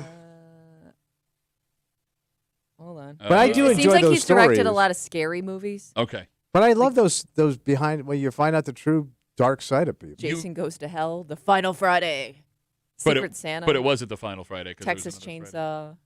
Massacre 8. It's just Texas Chainsaw, not Texas Chainsaw Massacre. But I don't you- know what that means. But you like those stories unless that story's about someone you like. No, That's what I I'm don't. saying. Hold on. I read the real Johnny Carson book. How do you know that's a real story? It was very dark. It was very dark. It was very bad. Okay. Let's take a break. What? I can't wait till you die and I get all the stories. What's left? I'll be telling them. You're not gonna believe it. He had a glass coffee table, and he would wait for Gallagher to stand over it. What was that noise? That's what the noise he would make while it was Yeah. happening. I think he closed with that. Is that why you're ordering suction cups? I did. Kimmy's gonna tell a story in a second, and it's gonna sound very strange. Kimmy's gonna tell us. Kimmy's gonna tell the Yeah. story, and it's not your story; it's a friend of your story. Yeah. And people are gonna go, interesting. Well, I had some questions. Like I asked you if this was a thing, And I have or if no this i- was just a unique person. Look, I have no idea. But if it is what you are theorizing, it is the best thing that could happen to this society. Oh. Because maybe the reason men get the way they are is because we were pulled away from things that we love that we never actually wanted to give up. Oh. And we'll explain everything next here in the break room on CMF.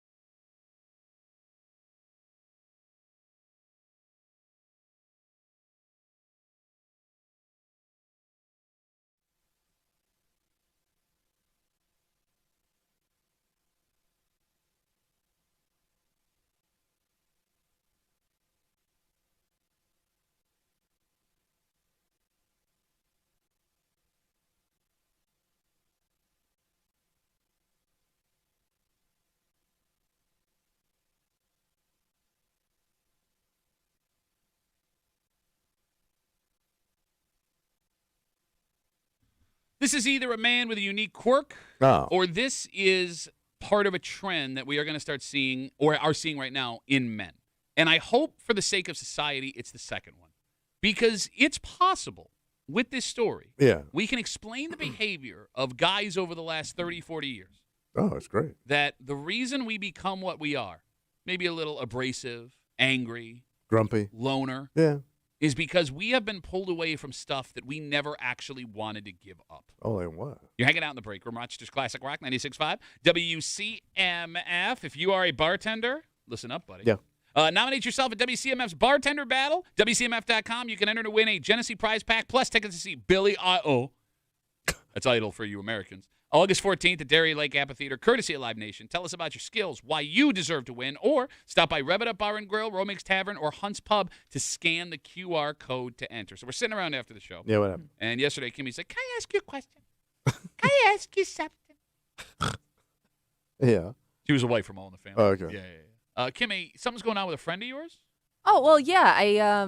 My friend just casually was telling me how she's seeking out, I guess you'd call them like rare or unique Lego sets. Yeah, I mean, as a man in the Lego world with my youngest, there are Lego sets that are very hard to find. Okay. They get very expensive. And, I figured it was for like maybe like one of her nieces or nephews. But she said, no, this is a Father's Day gift because her dad, who's I would say probably in his late 60s, has gotten full on into collecting Legos and building Legos. Okay. So it's like a retiree thing. And yeah, and she was telling me like there are like she's getting bombarded with a bunch of sales for Father's Day for Legos. So it was making me wonder like are like, is this a retirement hobby for people? Like I don't know if her dad was into Legos as a kid, but he hasn't been up until recently. Okay. Full on into the Lego scene. I mean, like, if we're talking about older guys getting back into Legos. Yeah. I mean, it would make sense, right? Like, it's quiet and it's simple. Yeah, you circle back. It's easy to do to just follow the directions. You can do it alone. Like, you don't need a partner. No. Like, it would make a lot of sense if all of a sudden there was this trend that men were getting back into building Lego sets. And I think it's also a hobby you would want your dad or your grandpa to get into. That or puzzles. Well, yes. I kind of see that as the same thing. Yeah, no, I agree with you. Yeah. And, like, if it's Legos or puzzles or whatever, Yeah. like, that hobby is better than, like, 90% of the stuff we see old guys get into, which are, like, drinking guns and fake Facebook stories. Like, Tommy, if your dad had Legos, he wouldn't have been stealing mobile carts from the grocery store to go to happy hour or chugging bottles of Robitussin to get high. All true stories. That's what I'm saying. Yeah. Like, if he had Legos to entertain his maybe frail, so. bony hands, like, this wouldn't happen. But as we discuss this more after the show, Kimmy, we kind of came to a realization. What's that? That maybe these hobbies are something men have wanted to do the whole time. Like throughout their life? Guys are circling back to the childhood hobbies they once had. But I don't know if her dad was even into Legos as a kid, or maybe he saw this as like a craze he missed out on. Because I don't know how. When did Legos first show up? Oh, they've been around in for popularity, I guess, like to the extent they are now. I mean, they have where they're like collectibles. Okay, the collectible thing, I don't know. Yeah. Right, and maybe you're right. Maybe he missed out on it when he was a kid.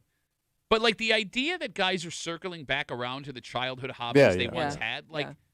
Think of the stuff that's blown up the last couple of years. Sports cards collecting has become huge. Yeah. There are a ton of old guys that are into that. RC cars have made a massive resurgence. There's a ton of old guys into that. Looking at construction equipment.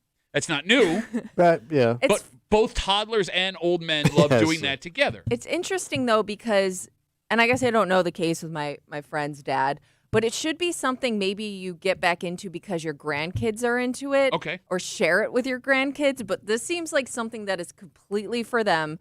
They don't want anybody messing with it, especially like you said, like the sports card thing. Yeah. Like, nobody's going to play with this. Nobody's going to touch it. This is grandpa's stuff that is not to be messed with. All right. The phone number is 252-WCMF, 252-9263. To you men that are 35, 40, 45, 50 and above, have you found yourself swaying back towards the things you liked as a kid? Because we're seeing video games get big again with guys that are in their 30s, 40s, 50s, and 60s, and not the new stuff, the retro gaming that has become big.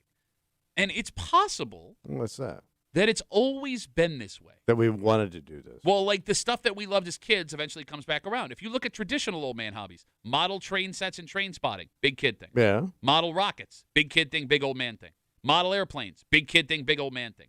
They're all things that a 9-year-old and a 69-year-old will both equally get excited about. Right. It's weird that watching you get so old, you haven't looped back around to something like that. Yeah, to a childhood hobby. Yeah. No, I hate hobbies. I hate models. I hate board games. Puzzles. I ain't got no goddamn patience for a puzzle. No, I get you're too dumb for puzzles, which is pretty dumb. Tommy Muley. You ain't doing no puzzle. Well, I'm not interested in puzzles. I was never interested in puzzles. But you loved RC cars as a kid. You don't have like an RC car Yes. setup. Am I gonna run out of guys? I look like an idiot. You have to be unique, and you have zero collections. Like nothing that you've No. enjoyed enough over your life where No. you want to collect that thing. Nah. You give it away like it's trash. Trash. I've got my wives, girlfriends, relationships, radio hosts. Did your dad have anything that he collected? Yeah, so my dad was a big collector, and both of my brothers, my sister was a big collector. What happened to you? I couldn't stand it. And by the way, it just crapped up the place. He got everything new because he was spoiled, and that's why he doesn't I don't value like bringing. old things. Yeah. I don't Yeah, like hand let me me explain downs. it to you. Tommy's just a jerk. Am I wrong? No. Okay. Troy writes us on Instagram, Duffy and WCMF. He says, Legos are awesome. I'm 42. I probably have $50,000 in Lego sets. That's insane. They're more intricate models now than they are toys. They're relaxing and therapeutic. I win nerd of the day. And he sends along a picture. $50,000 you Holy spent crap. on crap. So he's got like The a middle. Legoland. He's got like a Arabian boutique hotel. He's got the helmet from Star Wars. He's got a tree house. And he did this all with the Lego. He's got the USS Enterprise from Star Trek. Oh, my God. Man, what a dork. Look at this big old dork over here. So we've known guys that had working class jobs, Mhm. good jobs, but working class jobs that had $100,000 collectibles in Yeah. their house. Yeah. I mean, like that's insane to me. It's a funny thing too to pass down to the next generation because like there was a time where sorry, sorry. I skipped over it. There was a time. No, it's too No, late. There was a No, time it's too where, late. like, thing. you got one goddamn job. I didn't know you were doing your thing. You got like a hand me down like a wood crafted chair or Yeah, something that your grandpa made or something like that was like they created with their own Yeah. hands. Sure. And I guess you could make the same argument for something they made out of Legos, but it just doesn't it's a have little the same like sentimental value, I guess. But if we're talking as that painting or whatever hobby your grandpa or great grandpa had. But if we're talking about them, like, Tommy's brought this up before. For his dad's generation and previous, like, there was no joy in childhood. I mean, there was childhood for them, but there weren't toys and So there weren't. to your point, like my mother and father's, and my mother for sure, because they had no money. Yeah, toys weren't a thing. Yeah. Like we were the first generation, really, probably, where, mass manufactured toys where you could just go to a store and buy them. So for sure. I think that there is an argument to be made here. Yeah. Again, 252 WCMF. Kimmy tells me a story yesterday. Her friend is looking to buy Lego sets, rare Yeah. Lego sets, for her dad for Father's Day. Yeah. And she was trying to figure out, is her dad unique? Is this a thing that guys are getting back into? And I think when you look at all of the things that have now become popular for guys that are like 40 and over, Yeah. sports card collecting, model rockets, Yeah. RC, train sets, Legos, are we going back to the stuff we loved as kids? It could be that guys are looping back around. Yeah. It could also mean that guys stopped doing this stuff, not because we wanted to, but because we were told we had to. Well, you kind of outgrew it, though. No, Kevin. that's not what I'm saying. That we've always wanted to play with Legos, buy football cards, play with trains, and look at construction sites, but we thought we'd look lame due to social pressure. We felt we had other responsibilities, so we stopped doing that. Yeah, I mean, it's got to be a combo plate. I mean, yeah, your life, you're married, you got a job. When are you going to do this? But I mean, like, if you've wanted the hobby of continuing to collect sports cards, if you've wanted to always continue to build Legos Yeah. or have a train set, and you didn't because you were worried about how it looked or you felt you had other responsibilities, it kind of makes this sad that this guy maybe Yeah. missed out on 30 years of something that brings him joy Yeah. because he felt social pressure to stop. But isn't that kind of the way life works? Now, it doesn't have to. No, but like because life changes, Yeah. your life, people in and out of your life and responsibilities, you don't get a chance to take a breath till you retire to do it. And you also make the argument that some of the stuff should be for kids. Like, don't hog it all. You're right about as that. adults when it's initially a hobby that was meant for children. Yes. All right, let me Yeah, the put guy that designed this wasn't thinking of you. but that's not what I meant by it. When I say that, let it be for the kids. I mean, don't hog it to make money off it. Yeah. You know what I'm saying? I understand. Like, when it comes to sports cards, if you're a 50-year-old guy that's going in and buying boxes of cards so kids can't because you're trying to turn a profit, that's one thing. If you're buying the Legos because you also enjoy the Legos, well, you're getting joy out of it. You're not buying it to resell it. But I don't want to be stuck at this guy's house taking a tour of his Lego collection. It makes him or happy. Or this or that. Yeah, my brothers rag on each other for what they collect. But they both collect. Yeah. Hey, he's lame. He does that. Oh, he's lame. Yeah, you're both the same guy. 252 WCMF. All right, we got a ton of folks waiting on hold. We got a ton of Instagram messages coming in. Let's kick it off with Mike. Hey, Mike, you're on CMF. What's up, buddy? Hey, how are you? My dad used to collect decanters, and these decanters had booze in them. He had hundreds of these things. When he passed away, I was tasked going into the house and getting rid of all this stuff. He cherished this stuff. We had to throw it all away. Oh. It was garbage. Nobody wanted it. It just became a nuisance. Over the past few years, my kids have been giving me Legos because it's therapeutic. You know, it's kind of cool putting those things together. And I just sold them all off of the past 2 weeks because you just look at it and you think, my kids are going to be tasked with throwing all this crap away. You can't play with it. All you do is dust it and move it around. You drop it, it's gone. You're never going to rebuild it again. All right, but Mike, let me ask you a question. And so you are a guy that Nothing said about this call. But that's just it, Mike. So you are a guy who found. How long did you do the Legos where you found it was therapeutic and it occupied your mind and stuff like that? Like during COVID, like the whole 3 or 4 years. Like with this, you know, during that time when you had nothing better to do, so you and your kids sat down and you put together these sets, and it was pretty cool. Okay, that's awesome. No, but Mike, I hear your story, and I understand the logic behind it, right? You have this experience with your dad and the decanters, but when I hear you say that, I'm sad because these Legos obviously make you happy. Yeah, it feels like you forced yourself to get rid of them. Mike, you didn't Not because you really wanted to, you know? Yeah, I mean, so what if they... Oh, go ahead. I'm sorry, Mike. Because you look at them and you think, these are, yeah, they look fine, but they're at the end of the day, they're just kind of junk at the end of the day. They served the purpose during the time, but now that they're put together, they do really nothing. They suck the life out of you. Bring somebody else joy. All right. Well, okay, somebody else is getting joy. That's a good call, Mike. I'm still sad, and I'm happy you found your thing, and I wish you could find another thing. That's what I'm wishing for you today, Mike. Thank you very much. There you go, Mike. Have a good rest of the day. Yeah, I like these a lot. Get them out of my face. 252 WCMF. Let's talk to Mark. Hey, Mark, you're on CMF. What's up, buddy? Hey, good morning, fellas. So I tell you what he wasn't collecting. Books. Are you done? Are you done? Are you done? Brutal. Are you done? Brutal.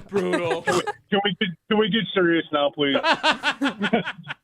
So anyways, so I got real big into RC stuff, and this stuff is they're not toys. I mean, these things are $2,000 or $3,000 a piece. I mean, these are. This isn't a toy. Here's the thing, like what's embarrassing. Wait, you spent is, $3,000 on a remote controlled car? Yeah, I mean, why didn't you just go buy a car? No, they threw in the floor mats for free, oh, though, you so you got a tell deal. Go ahead. But it's embarrassing though, like when your girlfriend like, oh, you're gonna go out and play with your toys with your buddies. I'm like, God, see, I feel like a 3-year-old so that's the only draw of and I belong to a couple clubs that do this and everybody loves them. And these things they're a blast. But every once in a while, like when you hear somebody be like, oh, you're gonna get your toys out, and it's like, God, I feel like a 4-year-old. But it is a blast, though. All right, Mark, let me ask you: Did you get away from the RC stuff because you were worried about what people thought about you? Did you do this when you were a kid, or is this something all of a sudden one day you were a grown ass man and you were like, oh, I like this now?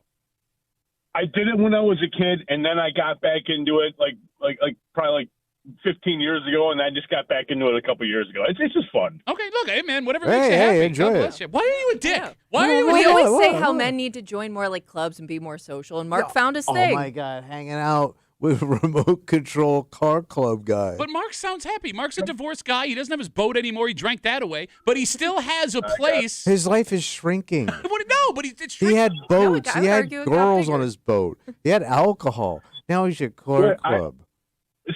Settle down, because I still got all of that. I got another boat. Do ya? Settle down. He's ricing his RC cars off the boat. Water jumps.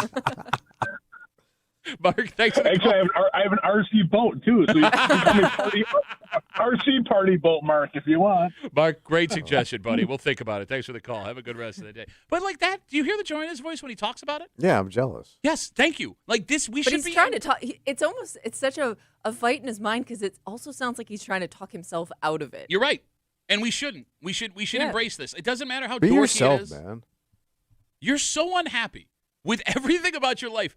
Why do you hate people that are happy? Because I'm not happy. So then go find something that makes you happy. I'm still looking. No, you're not. You go home, you drink, you work on your lawn. You hate that too, but you brag about it.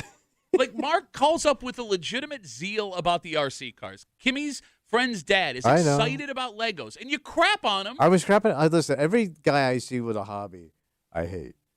Because if I am jealous. And, I hate golfers, but it looks like fun. I don't know.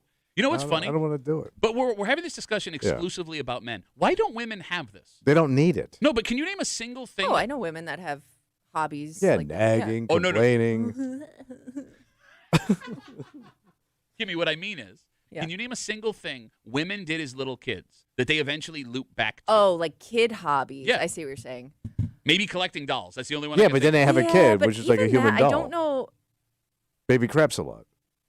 One of the least popular rappers of the early '90s. Baby craps a lot. Oh, they had that song, "Baby's Got Crap." You were saying, Kimmy? I remember the older set collecting dolls. I don't even know if that's a thing for people under the age of like. You're talking about 80. somebody sold all her Barbies as a kid. Yeah. Well, okay, I'm about to say something, and I think I'm going to blow your mind. Uh-huh. Why women don't loop back around Oh. on toys as grown Right. women. You ready? Little girls only play with things that prepare them to be adults. Yeah, it's basically cooking and cleaning. Yes, think of the traditional girls' toys. Dolls that get them ready to be a mommy. Easy bake oven to learn how to Yeah. cook. Every Barbie has a job when you buy Yeah, a Barbie. yeah, career Barbie. Exactly. Yeah. Right? Women don't have to loop back around to the toys they played with as a kid because you're already You're doing. becoming Yeah. that. Exactly. And I get that girls' toys Yeah, are I don't different need now. a baby doll if I got a real life baby. Exactly. So, like, maybe, girls' toys are different. I'm raising my girls. So Yeah. maybe 40 years from now, that changes. But, like, my wife, my mom, their toys were preparing them for the gender roles that Yeah. they were supposed to have. It was like I indoctrination. think over time too, like women will get more into like Bah. video games and stuff like that as adults. We just haven't. I don't know. Like the people that grew up with that are now becoming adults. So you'll probably see it more and more. Yeah. I don't know. It breaks my heart. Right. Well, just, again, if it makes you happy Do it. and you don't hurt anybody, yes. And don't listen to the outside noise. Mm-hmm. Play above the noise. Don't listen to the jerks. Yeah. Yes, that's what I'm saying. Look, it doesn't matter if it makes you a huge dork. Right. You've got enough skin. Fly your flag. my You've man. got enough skin in the game at 40, 50, 60 years old where you can be a dork and it doesn't matter. Who cares what other people think? Or other people. What I say? I don't know. I I don't know what Well, how you could said. you repeat something and don't know what I you said? But I know it wasn't the word other. I know that. It was other. I know that. Why don't we get you a Lego tongue? How about that? Build something that Your works. mother wouldn't like it. Shut up. Let's take a break. Everybody, It's itchy. It's scratchy. it's itchy. The Legos are itchy. Yeah, it's scratchy. Everybody on hold. I'm sorry. I would love to talk to you, but we are super late. Something was caught in the state of New York What now? that the DEC is panicked about. Or was this something like some freak ass animal? Well, it is actually. It is the freakiest of freak-ass animals. And I'm not sure if this was the first time one of these was caught in the state of New York. Why is or it if here? It was well, that's what they're trying to figure Yeah. out. I mean, it's pretty easy to figure out how it would get here, but now that it's here, Yeah. not good. We'll tell you all about it next here in the break room. Let's see about.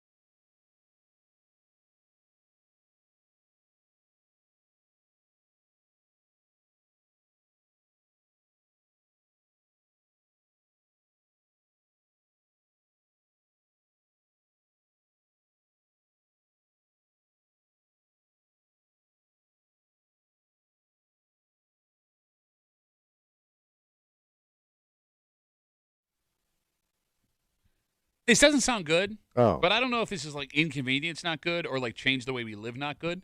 And I also need some fishermen to help us out because the way this is written, it's hard to tell if this is the first one in our state or the first one like in this body of water. Oh. You're hanging out in the break room, Rochester's Classic Rock, 96.5, WCMF. A scary fish has been found in New York State. It's like one of them scary tropical fish, like river monster fish. No. This is a scary like F's up your ecosystem. Oh, it's like it eats everything. So it's called the northern snakehead fish. Okay, that sounds ugly as crap. It is native to Alaska, and it has the name of frankenfish because this fish has the ability to walk on land. Wait, it's an amphibian? No, it's a fish. But it can walk. It's a fish. Now, it doesn't have feet. It just like maneuvers its way on land. But the way that this is written, it makes it sound like they can breathe both in air and underwater. Okay. Sounds indestructible. They also get huge. They can grow to more than 3 feet long and up to 20 pounds. God damn. They procreate very, very quickly. And the first ever walking frankenfish was caught in New York last month. Now, what I'm trying to figure out here, and the phone number is 252-WCMF, to the folks that fish, is this the first fish in the state, period, that they found here? The snakehead fish? Yeah, or is this the first one in this specific body of water they were talking about? Because these became a problem, apparently, in Maryland a couple of years ago. Where they started eating everything? They just came in and took over. Like, they eat a ton, they breed a ton, they can move from body How do they of get here? Well, they walk. Oh. No, it's pretty easy to figure out how they got here. They're coming from ships in China. Oh. Or Asian countries. You know, they stow away somewhere, and then all of a sudden they're I thought here. you said they were in Alaska. No, nobody said the word Alaska. You said Alaska. Did I say Alaska? At some point you said Alaska. Asia. Okay. Maryland, I also said, because that's where they were. Wait, Maryland's near Alaska? They're from Asia. Okay. They're Asian fish. All right, so they're attached on a boat. Maybe. I don't know. All right. They're getting here somehow. Because all the stuff we order. Yes. So we're doing it to ourselves. Yeah, no, it really is. It's all Timu's fault. So they're so bad. How bad is it? That the DEC instructs anyone that comes across one to kill it Kill it. immediately. Chop its head You off, have kill to it. immediately destroy Go this after thing. his family. No, actually, yes. If you Right. see another one, and you see his brother, Oh, yeah. kill that one too. So, like, is this bad? Like, oh no, we shouldn't have these here. Well, if we started eating all the fish, it's bad. Well, that's what I'm saying. Like, Yeah, how it's gonna bad? Destroy some stuff. Like, can it f up our ecosystem completely? It sounds like it.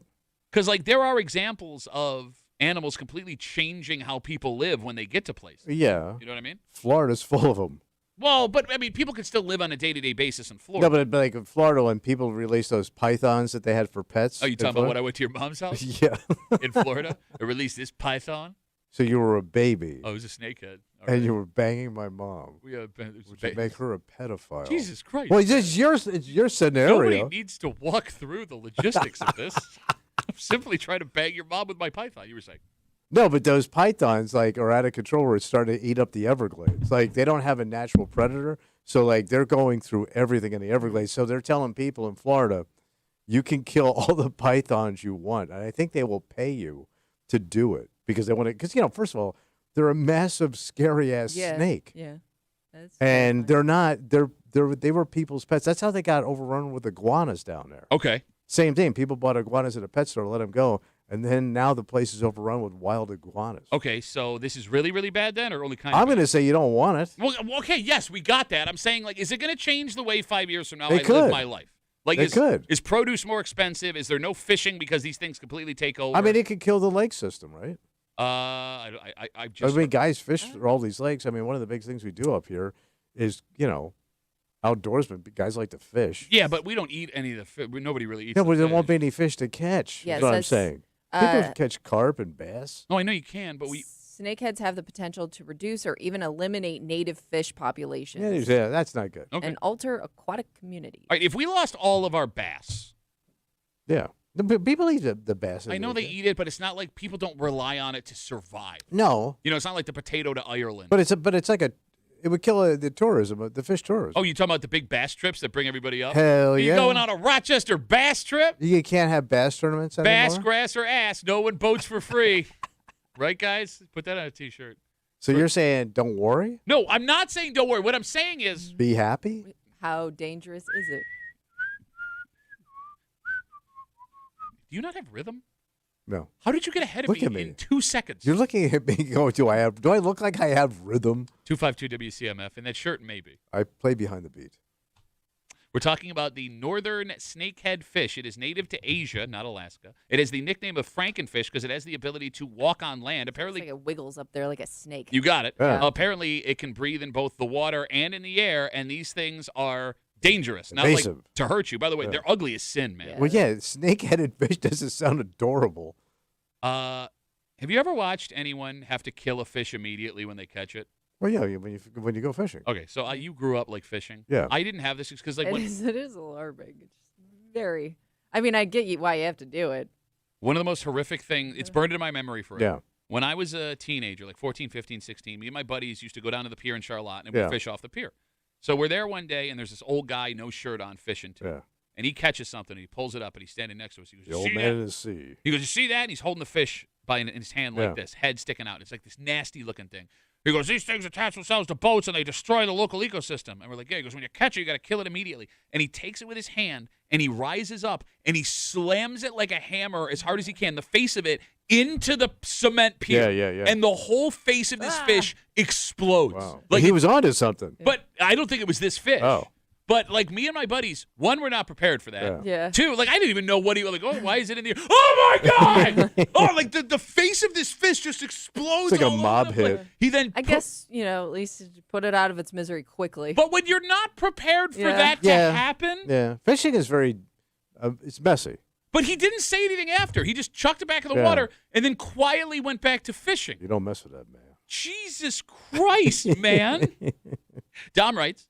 They're extremely destructive and unbelievably aggressive. They will go after everything. They're so aggressive, they don't have any predators. They'll go after people or pets. They have the potential to mess up the ecosystem, and they will eat all the fish that we rely on. He said people and pets? That's what he says. Like they'll go after people? Yes. Like piranhas? I don't know, man. I'm just reading about it now. Or they can strip a cow in 4 seconds. CBP, he asked what body of water was found in specifically. It was a lake just above New York City, freshwater. Oh, okay. So it's a So wash. they're working their way up the Hudson. Well, they don't know Yeah. where they are, and Yeah. that's why the Yeah. DEC is kind of panicking. They're not Yeah. sure how it got here. They're not sure how far Report they it if you got. find it. Exactly, and how many could be already in the water. Right. So we sit, All right. we wait, The summer of the snakehead. and if we catch them, we smash their faces. Come back, wrap it up, tell you what we're doing tomorrow next on CMF.